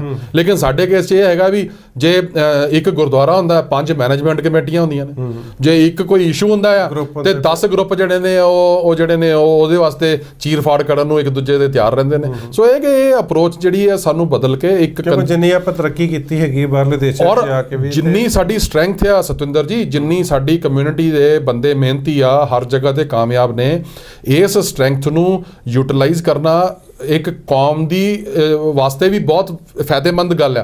ਤੁਸੀਂ ਅਗਰ ਆਪਣੇ ਬੰਦੇ ਆਪਣੇ ਚੋਂ ਚੱਕ ਕੇ ਲੀਡਰ ਗਰੂਮ ਕਰਕੇ ਤੁਸੀਂ ਸਾਹਮਣੇ ਲਿਆਓ ਔਰ ਫਿਰ ਉਹਨਾਂ ਨੂੰ ਫੁੱਲ ਸਪੋਰਟ ਕਰੋ, ਉਹ ਨਾਟ ਓਨਲੀ ਕਿ ਉਸ ਇੰਡੀਵਿਜੂਅਲ ਦਾ ਫਾਇਦਾ ਆ, ਉਸ ਇੰਡੀਵਿਜੂਅਲ ਦੀ ਰਿਸਪੌਂਸਿਬਿਲਿਟੀ ਬਣਦੀ ਆ ਕਿ ਮੈਂ ਆਪਣੀ ਕੌਮ ਦੀ ਸੇਵਾ ਕਰਾਂ ਔਰ ਕੌਮ ਵਾਸਤੇ ਕੁਝ ਸੋਚਾਂ, ਰਾਦਰ ਦੈਨ ਕਿ ਹਰ ਇੰਡੀਵਿਜੂਅਲ ਜਿਹੜਾ ਉਹ ਆਪਣੇ ਤਰੀਕੇ ਨਾਲ ਅੱਡੋ ਪਾਰਟੀ ਹੋ ਕੇ ਕੋਈ ਲੈਫਟ ਸੋਚ ਰਿਹਾ ਤੇ ਕੋਈ ਰਾਈਟ ਸੋਚ ਰਿਹਾ ਤੇ ਕੋਈ ਕਿਸੇ ਦੀ ਲੱਤ ਖਿੱਚ ਰਿਹਾ, ਕੋਈ ਕਿਸੇ ਦੀ ਲੱਤ ਖਿੱਚ ਰਿਹਾ। ਐਂਡ ਦੂਸਰੀ ਗੱਲ ਹੈ ਕਿ ਅਗਰ ਇਹੀ ਸਲਿੰਗਿੰਗ ਕਰਨੀ ਹੈ ਤੇ ਇੱਕ ਕੈਨੇਡਾ ਵਰਗੀ ਪ੍ਰੋਗਰੈਸਿਵ ਨੇਸ਼ਨ ਚਾਣ ਦੀ ਫਿਰ ਕੀ ਲੋੜ ਹੈਗੀ? ਫਿਰ ਪੰਜਾਬ 'ਚ ਜਾ ਕੇ ਅਕਾਲੀ ਜਾਂ ਉਧਰ ਕਾਂਗਰਸ ਨੂੰ ਜੁਆਇਨ ਕਰੋ, ਉੱਥੇ ਜ਼ਿਆਦੀਆਂ ਉੱਥੇ ਇਹ ਤੁਹਾਡੇ ਜਿਹੜੇ ਸਕਿੱਲ ਨੇ ਜ਼ਿਆਦਾ ਵਰਤੋਂ ਜਾਣਗੇ। ਤੇ ਦੋਸਤੋ, ਇਹ ਸੀ ਅੱਜ ਦਾ ਪ੍ਰੋਗਰਾਮ ਖਾਸ ਖਬਰ ਤੇ ਇੱਕ ਨਜ਼ਰ। ਇਹ ਪ੍ਰੋਗਰਾਮ ਤੁਹਾਨੂੰ ਕਿਸ ਤਰ੍ਹਾਂ ਦਾ ਲੱਗਦਾ, ਇਸ ਦੀ ਤੁਸੀਂ ਫੀਡਬੈਕ ਜਿਹੜੀ ਹੈ ਸਾਨੂੰ ਈਮੇਲ ਕਰਕੇ ਦੇ ਸਕਦੇ ਹੋ। ਸਾਡਾ ਈਮੇਲ ਆਈਡੀ ਹੈ jagpunjabitv@gmail.com, ਜਾਂ ਤੁਸੀਂ ਸਾਨੂੰ ਟੈਕਸਟ ਮੈਸੇਜ ਕਰਕੇ ਵੀ ਜਿਹੜੀ ਹੈ ਇਸ ਦੀ ਫੀਡਬੈਕ ਦੇ ਸਕਦੇ ਹੋ। 4034374445 ਦੇ ਉੱਤੇ ਤੁਸੀਂ ਟੈਕਸਟ ਮੈਸੇਜ ਕਰ ਸਕਦੇ ਹੋ। ਤੇ ਜੱਗੀ ਢਿੱਲੋਂ ਜੀ, ਤੁਹਾਡਾ ਬਹੁਤ ਬਹੁਤ ਧੰਨਵਾਦ ਜੀ। ਪ੍ਰੋਗਰਾਮ ਸਤਿ ਸ਼੍ਰੀ ਅਕਾਲ ਜੀ ਸਤਵਿੰਦਰ ਜੀ, ਸਤਿ ਸ਼੍ਰੀ ਅਕਾਲ ਜੀ। ਸਤਿ ਸ਼੍ਰੀ ਅਕਾਲ।